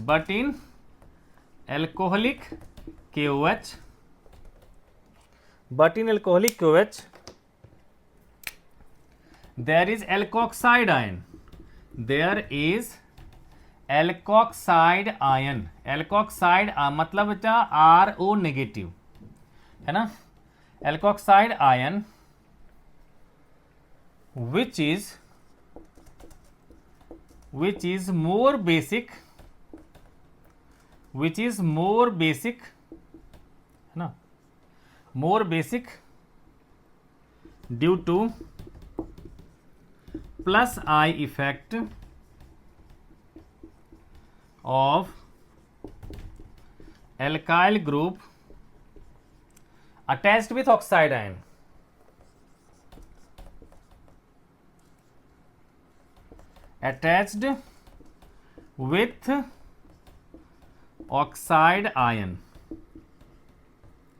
hence it prefer to abstract H plus, ठीक है, hence it prefer to abstract H plus को पूरा लिख ही देता हूं, abstract H plus, ठीक है ना, from carbocation formed as intermediate, ठीक है, फॉर्म्ड एज इंटरमीडिएट, ठीक है बच्चे। तो ये है बच्चों इसका स्टेटमेंट, है ना। तो ये बच्चों मेरे ख्याल से अब क्लियर हो गया। अब बच्चों क्या है, ठीक है, आप लोग बच्चों पॉज करके इसको नोट डाउन कर लेना, मैं आगे बढ़ रहा हूं, ठीक है। अब है बेटा जी कि प्रोडक्ट कैसे पता चलेगा हमें। तो देखो बेटे, अगर मान लो हमारे पास अगर मान लो Cl लगा हुआ है, CH2CH3, है ना, इसमें क्या होगा, एल्कोहलिक KOH दे दिया, तो क्या क्या पॉसिबिलिटी, देखो बच्चों, Cl यहां से निकले, H यहां से निकले तो डबल बॉन्ड यहां, Cl इससे निकले, H यहां से निकले तो डबल बॉन्ड यहां, तो क्या क्या होगा, CH2 double bond CH, CH2 CH3, एक मॉलिक्यूल तो ये हो गया। दूसरा मॉलिक्यूल जैसा आपको बताया बच्चों, CH double bond CH CH3। अब देखो बच्चों, पूछा जाएगा आपसे कि मेजर प्रोडक्ट कौन होगा और माइनर प्रोडक्ट कौन होगा, ठीक है। इस पर बच्चों एनसीईआरटी में क्वेश्चन भी दे रखा है, तो मैं यहां से पहले एक समझाता हूं, फिर उसका भी एक एग्जांपल दे दूंगा मैं। तो देखो बच्चों, हमें जो डबल बॉन्ड होता है जहां भी, उसमें बताया था आपको कि डबल बॉन्ड वाले कार्बन के जस्ट बाद जो कार्बन होता है उसको कहते हैं एलाइलिक कार्बन, और उसके हाइड्रोजन को कहते हैं हम लोग एलाइलिक हाइड्रोजन। तो हम दोनों ही एल्कीन में एलाइलिक हाइड्रोजन ढूंढेंगे, ठीक है बच्चों। तो जितना ज्यादा एलाइलिक हाइड्रोजन होगा उतना ज्यादा हाइपर कॉन्जुगेशन के थ्रू स्टेबिलिटी आ जाएगी, ठीक है। तो यहां देखो बच्चों, डबल बॉन्ड इन दोनों कार्बन के है, इसके जस्ट बाद इधर तो कुछ है ही नहीं, इसके जस्ट बाद इधर है ना। तो इसके पास क्या है, दो हाइड्रोजन है, एलाइलिक हाइड्रोजन कितने हैं, दो। और इसमें देखो, है ना, इसके जस्ट बाद ये और इसके जस्ट बाद ये, है ना। तो यहां क्या हो गया बच्चों, 6 हाइपर कॉन्जुगेटिव यानी कि एलाइलिक हाइड्रोजन है यहां बच्चों, है ना, 6 एलाइलिक हाइड्रोजन, एलाइलिक हाइड्रोजन। और यहां पर कितने हैं, सिर्फ 2 एलाइलिक हाइड्रोजन। तो जिसके पास जितना ज्यादा होगा एलाइलिक हाइड्रोजन, वो एल्कीन उतना ज्यादा स्टेबल होगा, ठीक है। तो लिख देता हूं मैं, more the number of allylic hydrogen more stable will be alkene, more stable will be alkene, ठीक है। क्लियर हो गया बच्चों। अब देखो बेटा, इसी पर बेस्ड जो आपसे क्वेश्चन पूछ रखा है एनसीईआरटी के बैक एक्सरसाइज में 10th क्वेश्चन नंबर 10.10, उसमें बच्चों 3 दे रखा है आपको कंप्लीट करने के लिए, है ना। 3 रिएक्टेंट दे रखा है, उस पर क्या रखा है, एल्कोहलिक KOH देकर प्रोडक्ट बनाना है। उसमें यह भी बताना है कि मेजर कौन सा है, माइनर कौन सा है। तो सबसे ज्यादा जो मुश्किल बच्चों को लगता है बस वही कर देता हूं मैं, 10.10 का फर्स्ट पार्ट। तो देखो 10.10 का जो फर्स्ट पार्ट होगा हमारा,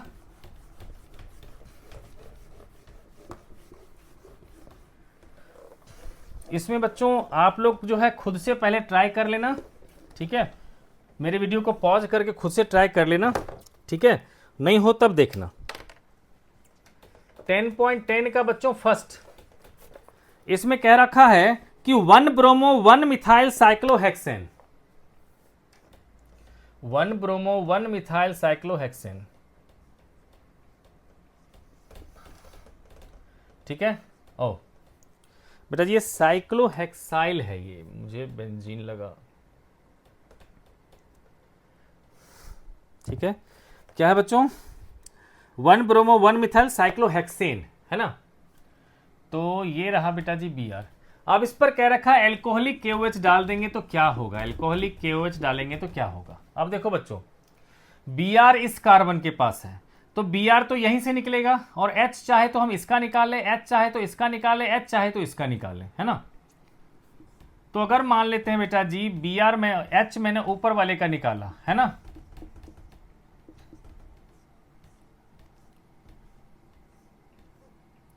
है ना। अब दूसरी क्या पॉसिबिलिटी बन सकती है कि जब मैंने H इसका निकाल दिया, तो बेटा जब मैं H इसका निकालूं या H इसका निकालूं बात सेम ही होगा, है ना। अब देखो बच्चों, दोनों में से एलाइलिक हाइड्रोजन किसके पास कितना है। देखो इसके डबल बॉन्ड के जस्ट बाद वाला कार्बन ये है, तो इसके पास कितने हाइड्रोजन है, तो आप कहोगे 2, क्योंकि 2 बॉन्ड यहां पर है तो बाकी का 2 क्या होगा, हाइड्रोजन। इसके पास भी 2 ही हाइड्रोजन होंगे तो क्या होगा, 4 एलाइलिक हाइड्रोजन, है ना।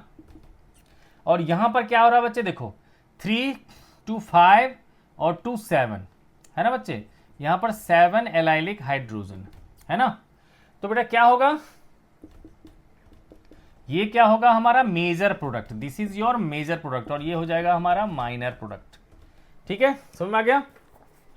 अब बच्चों हम लोग एलिमिनेशन से नेक्स्ट चलते हैं रिएक्शन की तरफ, वो है हमारा रिएक्शन विथ मेटल्स। ठीक है, तो बच्चों मेरे ख्याल से इसमें बाकी के क्वेश्चन भी आप लोग करोगे, और डाउट होगा तो मैं तो बच्चों बता ही दूंगा आप लोग को, है ना। तो देखो अब चलते हैं बेटा जी, थर्ड जो हमारा था, पहला था हमारा केमिकल प्रॉपर्टीज न्यूक्लियोफिलिक सब्स्टिट्यूशन, दूसरा था एलिमिनेशन, अब तीसरा है रिएक्शन विथ मेटल्स। ठीक है, तो देखो बच्चे हमारा रिएक्शन है रिएक्शन विथ मेटल्स, है ना। इसमें देखो बेटा सबसे पहला है हमारा formation of Grignard reagent, formation of Grignard reagent, Grignard reagent. देखो बेटा ग्रिग्नार्ड रिएजेंट जो है वो इस चैप्टर में प्रोड्यूस होता है और हर चैप्टर में ये यूज होता है। ठीक है, ग्रिग्नार्ड रिएजेंट्स। ठीक है, तो मान लो बेटा कोई भी मॉलिक्यूल है, जैसे अल्काइल है CH3Br है, अगर इसको मैग्नीशियम के साथ ड्राई ईथर मीडियम में मैंने हीट कर दिया, ठीक है, अल्काइल हाइड्राइड है ना, को रिएक्ट करवाया मैंने ड्राई ईथर मीडियम में मैग्नीशियम से, तो बन जाता है हमारा CH3MgBr, है ना। इसीलिए जनरल कैटेगरी में कह सकता हूं कि RX पे जब हम लोग Mg डालेंगे इन ड्राई ईथर मीडियम तो क्या बन जाएगा, RMgX, इसी को कहते हैं यही क्या कहलाएगा बच्चों हमारा ग्रिग्नार्ड रिएजेंट। तो यहां पर बच्चों प्रोड्यूस तो हो गया, इसका मैंने कहा हर चैप्टर में यूज होगा, लेकिन इससे रिलेटेड भी एनसीईआरटी ने एक छोटा सा क्वेश्चन पूछ दिया है कि हमेशा ग्रिग्नार्ड रिएजेंट को हम लोग को एनहाइड्रस कंडीशन में ही क्यों प्रिपेयर करना चाहिए। बेटा 10.12 देखो बैक एक्सरसाइज का बेटा क्वेश्चन है, बैक एक्सरसाइज में क्वेश्चन पूछ रखा है 10.12, है ना। इसमें बेटा जी थर्ड पार्ट है इसका कि Grignard reagent should be prepared under anhydrous condition. इसमें कह रहा है बेटा कि ग्रिग्नार्ड रिएजेंट को हमेशा एनहाइड्रस कंडीशन में ही क्यों प्रिपेयर करना चाहिए, क्यों। तो देखो बच्चे हम देखते हैं कि क्या होता है एनहाइड्रस कंडीशन में नहीं करेंगे तो मैं थोड़ा सा मॉइस्चर दे देता हूं बच्चे। तो होता क्या है बच्चों, आराम से देखना। अब देखो बेटा जी ये है मेटल और ये है नॉन मेटल, तो मेटल की टेंडेंसी होता है इलेक्ट्रॉन लूज करने की, नॉन मेटल की टेंडेंसी होता है इलेक्ट्रॉन गेन करने की, है ना। तो कार्बन इलेक्ट्रॉन गेन करेगा तो इस पर चार्ज क्या आएगा, नेगेटिव, और Mg भी चार्ज क्या आ जाएगा, पॉजिटिव, है ना बच्चे। तो यहां पर हम कह सकते हैं बच्चों का R पे आएगा नेगेटिव चार्ज और Mgx पे चार्ज क्या आएगा, पॉजिटिव। और यहां वाटर को बच्चों मैं कह सकता हूं H+ और OH नेगेटिव, सिर्फ आप लोग को समझाने के लिए। तो बच्चे क्या होगा, ये जो नेगेटिव है R नेगेटिव है ना, उसके साथ क्या चला जाएगा H+, तो रिएक्शन से प्रोडक्ट बनेगा RH प्लस MgX OH, और ROH क्या होता है, एल्केन, है ना बच्चों। तो क्या हुआ हमारा कि ग्रिग्नार्ड रिएजेंट थोड़ा भी मॉइस्चर मिला तो रिएक्ट करके क्या बना लिया, एल्केन। ठीक है बच्चों, तो बच्चों आप लोग समझने के लिए लिख लेना, ठीक है, बट रिएक्शन में ये इस तरह से अलग अलग करके नहीं दिखाएंगे, ये दिखा सकते हैं लेकिन ये फिर से हम अलग नहीं दिखाएंगे। ठीक है बच्चे, तो अब स्टेटमेंट क्या देंगे, कहेंगे कि with slight of moisture, with slight of moisture, moisture Grignard reagent, Grignard reagent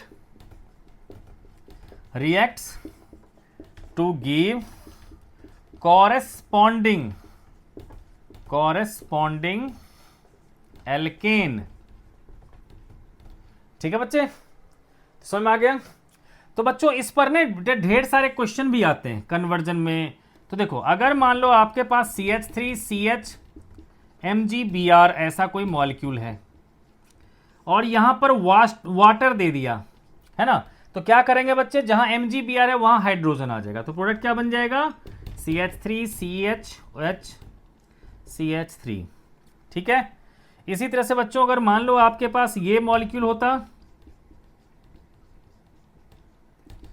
यहां MgBr है और H2O की जगह पर किसी ने D2O दे दिया, हैवी वाटर दे दिया, H तो हमारे H की जगह पे क्या आ जाएगा, D, CH3 CH3 और D लग जाएगा, है ना बच्चों, H की जगह पे D आ गया, है ना बच्चों, क्लियर हो गया बच्चों। तो ये था बच्चों ग्रिग्नार्ड रिएजेंट का। ठीक है, इससे रिलेटेड बच्चों इन टेक्स्ट क्वेश्चन ढेर सारा दे रखा है, लेकिन मैं बढ़ता हूं बेटा आगे, है ना। तो रिएक्शन ऑफ मेटल्स बेटा जी नेक्स्ट है हमारा वुर्ज रिएक्शन, फिटिग रिएक्शन, फिर है वुर्ज फिटिग रिएक्शन। ठीक है बच्चों, तो मेरे ख्याल से क्लियर हो गया होगा। अब है नेक्स्ट बच्चों वुर्ज रिएक्शन, जो आप लोग क्लास 11 से पढ़ते आ रहे हो। उस वुर्ज रिएक्शन में क्या होता है बच्चों, हमेशा सिमेट्रिक एल्केन बनता है, तो हमारे लिए कन्वर्जन में काफी हेल्पफुल होने वाला है ये। तो बेटा जी नेक्स्ट है हमारा, मतलब फर्स्ट तो था मेटल का ग्रिग्नार्ड रिएजेंट बनना, अब सेकंड है हमारा वुर्ज रिएक्शन। तो इसमें क्या होता है बच्चों कि कोई भी दो एल्काइल हैलाइड ले लिया मैंने in presence of sodium and dry ether metal. ठीक है, when two alkyl halides reacts with sodium metal in dry ether medium gives, तो क्या होगा बच्चों, दो एल्काइल हैलाइड का जो क्या होगा, हैलोजन जो है Na के साथ निकल जाएगा, दोनों R आपस में चिपक जाएंगे। ठीक है, तो देखो बच्चों इसके लिए मैंने एग्जांपल जो है 11th में तो ढेर सारा बताया था, यहां देख लो। मान लो बच्चों ये दे रखा है CH3Br CH3, है ना, और आपको सिर्फ लिख दिया Na और ड्राई ईथर। ठीक है, तब भी हमें क्या सोचना है बच्चे कि इसके दो मॉलिक्यूल लेने हैं। आप कहोगे सर एक ही मॉलिक्यूल हम दो कैसे ले सकते हैं, तो बच्चों ये एक मोल है, और एक मोल में आपको पता है एवोगाड्रोज नंबर ऑफ मॉलिक्यूल्स होते हैं। ठीक है, तो ये खुद के साथ रिएक्ट कर लेंगे, है ना बच्चे। तो क्या होगा, हम दो मॉलिक्यूल लेंगे CH3CHBr CH3, बीच में 2Na लगा देंगे, और सिमिलर मॉलिक्यूल फिर से ले लेंगे। अब देखो यहां से क्या होगा, NaBr हमारा निकल जाएगा। ठीक है, तो क्या प्रोडक्ट बन जाएगा हमारा, CH3 CH CH3 CH CH3 CH3, है ना बच्चों। तो ये बन गया हमारा कोरस्पॉन्डिंग एल्केन। ठीक है, सी पार्ट, है ना बच्चों, समझ में आ गया आपको कि किस तरह से हमेशा क्या होता है, डबल बन जाता है। तो बच्चों कन्वर्जन में डिटेल में तो और हम लोग करेंगे ही करेंगे, बस ध्यान यही रखना है कि जहां पर Br लगा रहेगा वहीं से दूसरा मॉलिक्यूल जुड़ जाएगा। जैसे सी पार्ट में एक और एग्जांपल ले लेता हूं मैं, CH3C CH3 CH3 Br और Na दे दिया, है ना, तो क्या करेंगे बच्चे, यहीं से दूसरा मॉलिक्यूल को हम रिपीट कर देंगे, तो प्रोडक्ट क्या बन जाएगा, CH3C CH3 CH3, है ना बच्चे, और यहीं पे Br लगता है, इसका उसका Br लगता है, दोनों को हम ज्वाइन कर देंगे, तो क्या बन जाएगा, CH3 CH3 CH3, है ना बच्चों। यहीं से दूसरा मॉलिक्यूल ऐसे ही सिमिलर मॉलिक्यूल जो है जुड़ जाएगा। तो हमेशा क्या होता है कि ओनली सिमेट्रिक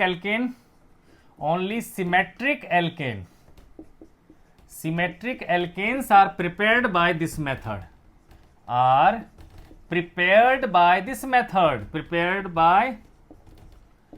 मेथड, क्योंकि बच्चों 11th में पूछा गया था कि क्यों सिमेट्रिक कोई बनाते हैं, क्योंकि बच्चों इसमें क्या होता है, दो मॉलिक्यूल की जरूरत पड़ती है। मान लो एक तरफ बेटा जी आपके पास सिर्फ एक ही तरह का मॉलिक्यूल अगर आपने लिया है, सारे रेड बॉल है ना, तो रेड बॉल से टकराकर सिर्फ वही एक ही तरह के प्रोडक्ट बनेंगे। लेकिन आपने एक रेड बॉल ले लिया, एक व्हाइट बॉल ले लिया, ढेर सारा, तो क्या होगा, क्या क्या पॉसिबिलिटी हो सकता है, रेड बॉल रेड से टकरा जाए, व्हाइट बॉल रेड से टकरा जाए। ठीक है, तो इस तरह से अलग अलग पॉसिबिलिटीज बन सकती है, या व्हाइट बॉल से टकरा जाए, तो तीन डिफरेंट प्रोडक्ट बन जाते हैं। ठीक है, अगर हम दो एल्काइल हैलाइड अलग अलग ले लेते तो तीन एल्केन हमारा अलग अलग बन जाता है, इसको डिस्टिंग्विश करना मुश्किल हो जाता है। ठीक है बच्चों, इसीलिए ये हो गया वुर्ज रिएक्शन। अब बच्चों दो और है मेटल वाला, जो उतना ज्यादा इंपॉर्टेंट नहीं है। ठीक है, मतलब बुक में है तो बेटा पूछा तो जा ही सकता है, बट हम लोग कन्वर्जन में उसको ना के बराबर यूज करेंगे। तो उसमें से है बेटा जी फिटिक रिएक्शन, जो बिल्कुल इसी की तरह है। इसमें क्या है बेटा जी, फिटिक रिएक्शन। इसमें क्या करेंगे हम लोग कि दो एराइल हैलाइड ले लेंगे, जैसे कि क्लोरोबेंजीन है ना बच्चे।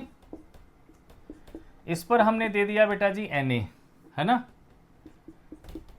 फिर से एक और मॉलिक्यूल ले लेते हैं,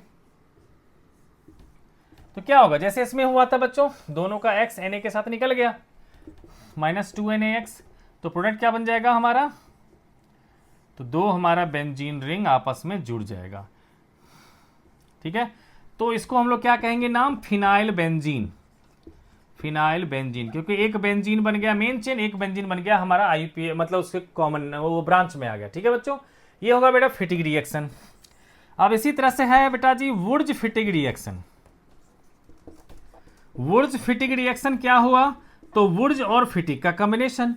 वुर्ज होता था एल्काइल हैलाइड में, फिटिक हो रहा है एराइल हैलाइड में, तो हम लोग क्या करेंगे, एक RX ले लेंगे और एक बच्चों हम लोग ले लेंगे ये।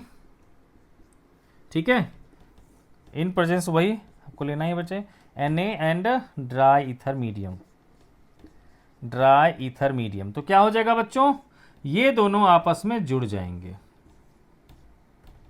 ठीक है, R + 2NaX, है ना बच्चों। तो ये हो गया वुर्ज फिटिक रिएक्शन। ठीक है बच्चों, तो ये तो था बेटा जी रिएक्शन विथ मेटल्स। ठीक है, अब आता है बच्चों कि आपसे पूछा जाता है कि nucleophilic substitution reaction in aryl halide. अभी तक हम लोग बेटा एल्काइल हैलाइड में न्यूक्लियोफिलिक सब्स्टिट्यूशन करते थे, अब हमें करना है nucleophilic substitution reaction in aryl halide. ठीक है बच्चों, तो अब हम लोग करने वाले हैं बेटा जी, ये है nucleophilic substitution reaction. Nucleophilic substitution reaction in aryl halide. बच्चों टॉपिक देख लेना आप लोग, एराइल हैलाइड में न्यूक्लियोफिलिक सब्स्टिट्यूशन रिएक्शन की बात कर रहा है, जो कि जनरली नहीं होता है।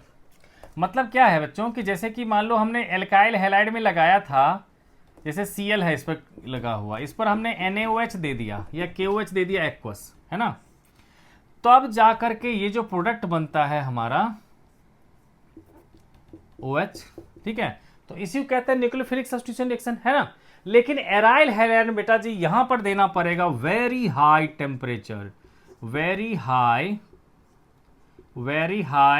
Temperature and pressure. मतलब जनरली ये नहीं होना चाहता, जबरदस्ती इसको करवा रहे हैं, इसके लिए मुझे बहुत ज्यादा टेम्परेचर, बहुत ज्यादा प्रेशर देना पड़ता है। ठीक है, तो इस पर क्वेश्चन पूछा गया है बेटा यही चीज कि क्यों नहीं होना चाहता ये। तो मैं क्वेश्चन नंबर 1 पर बेटा जी आप लोग को एक्सरसाइज का मेंशन कर देता हूं, ठीक है ना। तो उसमें बेटा जी क्वेश्चन नंबर है हमारा, अगर नहीं भी मिले बेटे तो मैं चाहता हूं आपको लिखवा ही दूं। ठीक है, कि ये क्वेश्चन है कि why aryl halide does not prefer to go for nucleophilic substitution reaction. छोड़ो बच्चे, ठीक है, क्वेश्चन ये है बच्चे कि why aryl halide does not prefer to go for nucleophilic substitution reaction. Nucleophilic substitution reaction, ठीक है बेटा, कि aryl halide nucleophilic substitution reaction generally क्यों नहीं करता, है ना बच्चे। तो इसका आंसर क्या है बच्चों, उसको पहले समझते हैं।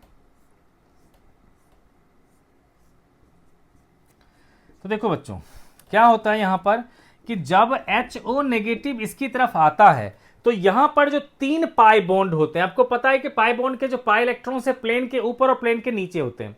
तो OH माइनस जैसे देखता है कि वहां तो ऑलरेडी बहुत सारा नेगेटिव चार्ज है, और नेगेटिव चार्ज भी OH माइनस को धक्का दे देते हैं, है ना, आने नहीं देते। इसलिए क्या होता है कि एक तो नहीं होता, पहला रीजन ये हो गया। दूसरा रीजन आप लोग कहोगे कि रेजोनेंस भी तो होता है इसमें। तो रेजोनेंस के कारण क्या होता है बच्चे,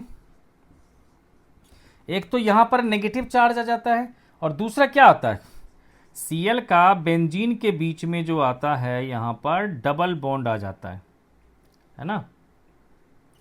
ये होता है बच्चों डबल बॉन्ड आ जाता है, पार्शियल डबल बॉन्ड आ जाता है, ठीक है। तो जबकि हमारा एल्काइल हैलाइड में सिंगल बॉन्ड को तोड़ना तो आसान था, और यहाँ डबल बॉन्ड आ रहा है, पार्शियल डबल बॉन्ड आ रहा है, तो इसके मतलब उसको तोड़ने के लिए और ज्यादा एनर्जी चाहिए। एक तो आना मुश्किल हो रहा है, ऊपर से क्या हो रहा है हमें कि तोड़ने के लिए और ज्यादा एनर्जी चाहिए, ठीक है। इसीलिए क्या होता है कि ये जनरली नहीं होता है, ठीक है बच्चों। तो इसका स्टेटमेंट क्या लिखें बच्चों? तो स्टेटमेंट हम लिखेंगे, इसको दो पार्ट कर देंगे, ठीक है। पहले पार्ट कहेंगे कि due to resonance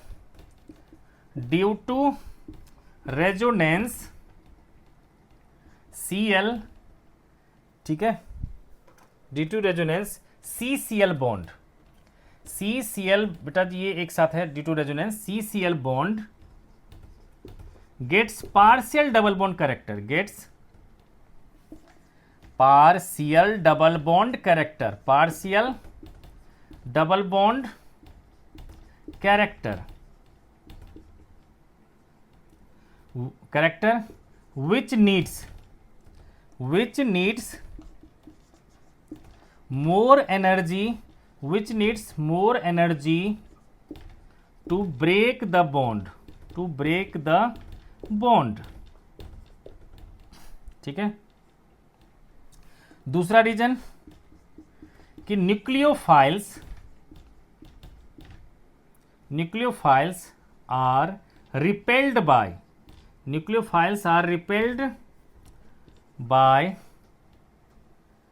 pi electrons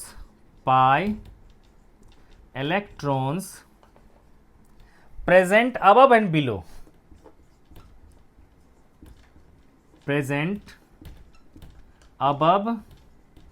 and below, the plane of benzene ring,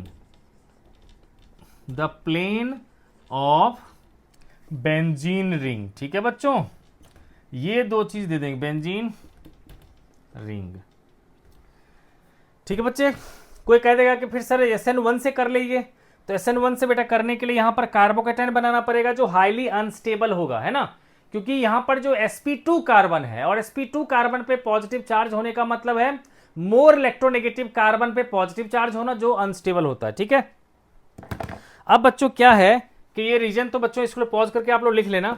अब बेटा यहां पर एक दो एग्जांपल देकर के समझाने के लिए कह रहा है, ठीक है।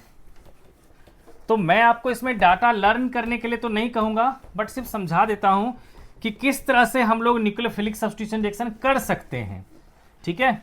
तो अगर बेटा जी इसके जो फैक्टर हैं कि नेगेटिव चार्ज के कारण रिपल्सन हो रहा था, है ना, तो हम ऐसा कर लेते हैं बच्चे कि अगर मान लो हमारे पास Cl है ना, तो उसके साथ अगर हम लोग NO2 लगा देंगे, ठीक है, तो ये Cl जहां जहां नेगेटिव चार्ज दे रहा था वहां पर ये NO2 क्या करेगा, पॉजिटिव चार्ज दे देगा।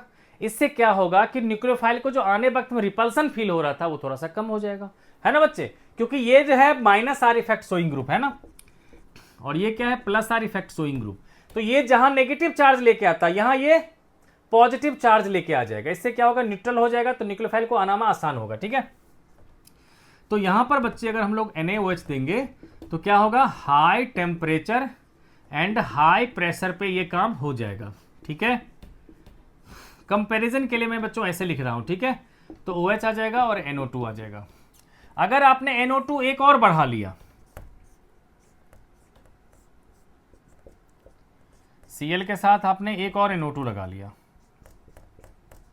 तो क्या होगा, तो अगर हमने इस पर NaOH ले तो और आसानी से हो जाएगा, है ना। High temperature and low pressure पे भी ये काम हो जाएगा, है ना बच्चों।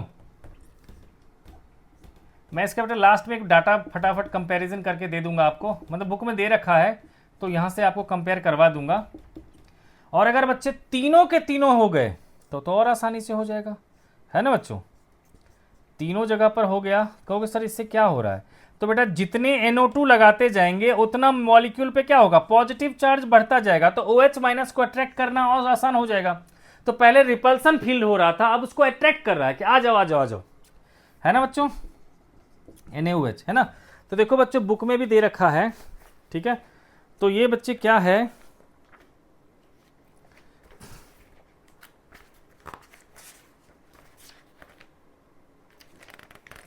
देखो बच्चों, फर्स्ट केस में बेटा जी जब हमने कोई NO2 नहीं लगाया था तो 623 केल्विन और 300 एटमॉस्फेयर प्रेशर देना पड़ा था। जब हमने एक NO2 लगा दिया तो सिर्फ 443 केल्विन हमें देना पड़ा, प्रेशर की बात ही नहीं कर रहा। तीसरे केस में बच्चे सिर्फ 368 केल्विन टेम्परेचर देना पड़ा। और जब हमने 3 NO2 लगा दिया है तो कह रहा सिर्फ सिंपली वार्म कर दो इसको, वार्म H2O भी डाल दोगे तब भी क्या होगा, यहाँ पर हो जाएगा, है ना बच्चे। तो इससे ये पता चल गया ना कि NO2 आकर के इसके लिए फायदा कर गया, है ना बच्चे। ये हो गया। अब बच्चे इसके बाद जो है हमारा टॉपिक है इलेक्ट्रोफिलिक सब्स्टिट्यूशन रिएक्शन, ठीक है, जो हेलो एरिन के कुछ रिएक्शंस हैं, ठीक है। तो इसको बेटा जी हम लोग फटाफट करके ख़त्म करेंगे, ठीक है। तो देखो बच्चे, टॉपिक है हमारा, जब पता है बच्चों की न्यूक्लियोफिलिक ये जनरली नहीं देना चाहता है, न्यूक्लियोफिलिक करवाने के लिए हमें NO2 लेके आना पड़ता है। तो ये देता क्या है, तो बेंजीन वाले आपको पता है इलेक्ट्रोफिलिक सब्स्टिट्यूशन देता है ना। तो है बच्चे electrophilic substitution reaction, electrophilic substitution reaction, ठीक है। तो सबसे पहला बेटा जी इसमें क्वेश्चन जो है इन टेक्स्ट में पूछ रखा है आपसे, यहां से इन टेक्स्ट में क्वेश्चन पूछ रखा है, एक सॉल्व एग्जांपल है कि 10.9 इसमें कह रखा क्लोरीन जो है वो इलेक्ट्रॉन विड्रॉइंग ग्रुप है, क्लोरीन जो है ये इलेक्ट्रॉन विड्रॉइंग ग्रुप है, तब भी ये ऑर्थो पैरा डायरेक्टिंग कैसे है ना। जैसे हमने कहा para plus are effect show करता है तो ऑर्थो पैरा डायरेक्टिंग है, तो कह रहा है ये तो इलेक्ट्रॉन विड्रॉइंग है, तब ये कैसे ऑर्थो पैरा की तरह बिहेव करता है। तो आप इसका जवाब यही दोगे बच्चों। सॉल्यूशन दे भी रखा है, फिर भी मैं अपनी तरफ से समझा देता हूं। आप कहोगे कि नो डाउट क्लोरीन जो है वो क्या कर रहा है बच्चे, क्लोरीन एक इलेक्ट्रॉन विड्रॉइंग ग्रुप है, ठीक है, due to minus I effect. ये माइनस आई इफेक्ट इसलिए तो शो करता है, ये क्या करता है कि due to minus I effect, क्योंकि फिर से बोलता हूं बच्चों, देखो no doubt chlorine is electron withdrawing group, withdraw the electron pair from which it is attached. ये Cl जो है इलेक्ट्रॉन नेगेटिव है ये, तो ये क्या करता है, इससे भी इलेक्ट्रॉन खींचेगा, इससे भी इलेक्ट्रॉन खींचेगा, इस तरह से सबसे इलेक्ट्रॉन खींचता है। लेकिन at the same time resonance के कारण, जैसे इसको दिया इलेक्ट्रॉन, इसको दिया, इसको दिया, इसको दिया, है ना, बाकी पोजीशन पे नहीं दिया, जहां जहां दिया वहां पर क्या होगा कंपैरेटिवली, जब उसने इलेक्ट्रॉन खींचा सबसे, है ना, लेकिन दिया सिर्फ 3 पोजीशन पे इलेक्ट्रॉन रेजोनेंस के कारण, तो उन तीनों पोजीशन पे क्या होगा कंपैरेटिवली इलेक्ट्रॉन डेंसिटी ज्यादा हो जाएगा, है ना। क्लियर हो गया कि ड्यू टू जो है ना resonance the negative charge appeared at ortho para position, है ना, इसलिए क्या होता है प्रेफरेबली जो है ऑर्थो पैरा पोजीशन पे इलेक्ट्रॉन डेंसिटी ज्यादा होता है, इसलिए कोई भी इलेक्ट्रोफाइल जो अब आएगा इसके केस में वो प्रेफरेबली अटैक करेगा ऑर्थो और पैरा पोजीशन। ठीक है बच्चों, क्लियर हो गया कि no doubt chlorine is electron withdrawing group, but due to the presence of lone pair on it and resonance negative charge appeared at ortho and para position which prefer the electrophile to attack on these position। ठीक है बच्चे, अब बेटा फटाफट जो है 2-3 इसके कुछ रिएक्शंस हैं उसको कर लेते हैं। जिसमें बेटा जी ये पहला कि फ्रीडल क्राफ्ट रिएक्शन, ठीक है, तो फ्रीडल क्राफ्ट में बेटा 2 रिएक्शन आता है, एल्काइलेशन और एसाइलेशन। ठीक है, एल्काइलेशन में क्या आता है बच्चों कि जैसे कि मान लो हमारे पास जो है अगर क्लोरोबेंजीन है ना, क्लोरोबेंजीन पे अगर मैंने दे दिया CH3Cl in presence of anhydrous AlCl3, anhydrous AlCl3, तो क्या होगा बच्चों इसके रिस्पेक्ट में क्या होगा कि Cl के रिस्पेक्ट में ऑर्थो पोजीशन पे CH3 आएगा या फिर इसके रिस्पेक्ट में पैरा पोजीशन पे आएगा CH3। क्योंकि बच्चे मैं सोचता हूँ कि आप लोगों का थोड़ा सा कम टाइम में मैक्सिमम करवा दूँ, ठीक है, Cl और ये आ गया बेटा जी CH3, है ना। इसी तरह से बच्चों हम लोग बी लेंगे एसाइलेशन, एसाइलेशन फ्रीडल क्राफ्ट का ही पार्ट है बच्चों। इसमें क्या करेंगे हम लोग कि बेंजीन रिंग जैसे क्लोरोबेंजीन था इस पर अगर मैंने दे दिया CH3COCl, है ना, तो क्या होगा इस एनहाइड्रस AlCl3 के प्रेजेंस में क्या होगा कि Cl के रिस्पेक्ट में, इस Cl के रिस्पेक्ट में क्या होगा CH3 ऑर्थो पे, है ना, और साथ साथ क्या होगा COCH3 आ जाएगा इसके पैरा पोजीशन पे, है ना बच्चों। C double bond O CH3, है ना बेटा। ऑर्थो और पैरा पोजिशन दोनों पे आ गया ये हमारा, है ना। इसके अलावा बेटा जी नाइट्रेशन है और सल्फोनेशन है, बस 2 रिएक्शन इसका है, ठीक है। तो देखो बच्चों, इसमें जो है सल्फोनेशन में हम लोग H2SO4 यूज करेंगे या फिर हम लोग ओलियम यूज कर लेंगे, है ना।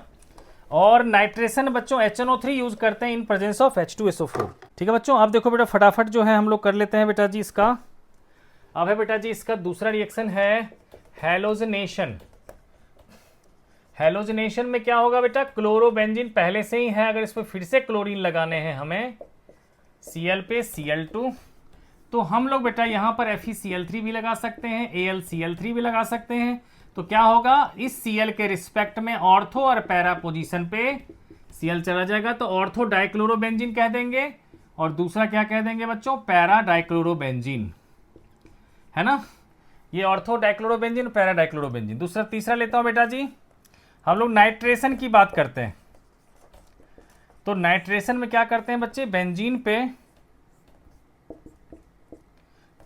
देखो बच्चे, जैसे कि क्लोरोबेंजीन था, इस पर हमने डाल रखा है बेटा जी HNO3 in presence of H2SO4। तो क्या होगा बच्चों, NO2 ग्रुप आ जाएगा ऑर्थो पे या फिर पैरा पे।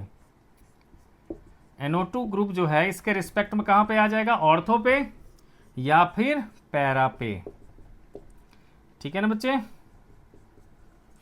इसके अलावा बेटा जी लास्ट जो इसका है वो है बेटा सल्फोनेशन, है ना, सल्फोनेशन है। तो मैं बेटा जी रिएक्शन फटाफट लिख देता हूं मैं। इसमें क्या करेंगे बच्चे, हम लोग Cl पे बेटा जी अगर हम लोग डालेंगे H2SO4 और हीट कर देंगे, है ना, तो क्या होता है बच्चों, देखो H2SO4 बेसिकली क्या होता है बच्चों, HOSO3H। तो एक H2SO4 का H प्लस जा करके इसके OH को लेके चला जाता है, बच जाता है SO3H। तो यहां पर क्या लगेगा बच्चों, SO3H लग जाएगा मॉलिक्यूल हमारा, है ना, Cl के रिस्पेक्ट में SO3H ऑर्थो पे भी, और इसके रिस्पेक्ट में बच्चों Cl के रिस्पेक्ट में SO3H जो है हमारा स्विम लग जाएगा, ठीक है बच्चों। तो देखो बेटा रिएक्शन तो सारे हो गए। अब इन टेक्स्ट क्वेश्चन जो है बेटा जिसका है वो एक है बेटा जी आपका 10.7, 10.8 जो SN1 SN2 पे है, जो बहुत आसान है, और 10.9, ठीक है। तो बेटा जी मैं चाहता हूं कि आप लोग बच्चों जो है एक बार इसको ट्राई जरूर कर लेना खुद से, क्योंकि बहुत इजी है। फिर भी मैं जो है बेटा नेक्स्ट पार्ट में जो इसका NCERT का पूरा बैक एक्सरसाइज करवाऊंगा, उसमें मैं इसको भी इंक्लूड कर लूंगा मैं, ठीक है बच्चों। तो बेटा मैं एक्सप्लेन करूंगा आपको 10.9, क्योंकि 10.7, 10.8 बहुत ही आसान है, ठीक है। तो 10.9 को मैं थोड़ा सा इंक्लूड कर लूंगा मैं नेक्स्ट वीडियो में। तो मिलते हैं बच्चों आपसे नेक्स्ट वीडियो में। इस चैनल को सब्सक्राइब कर लो, ठीक है।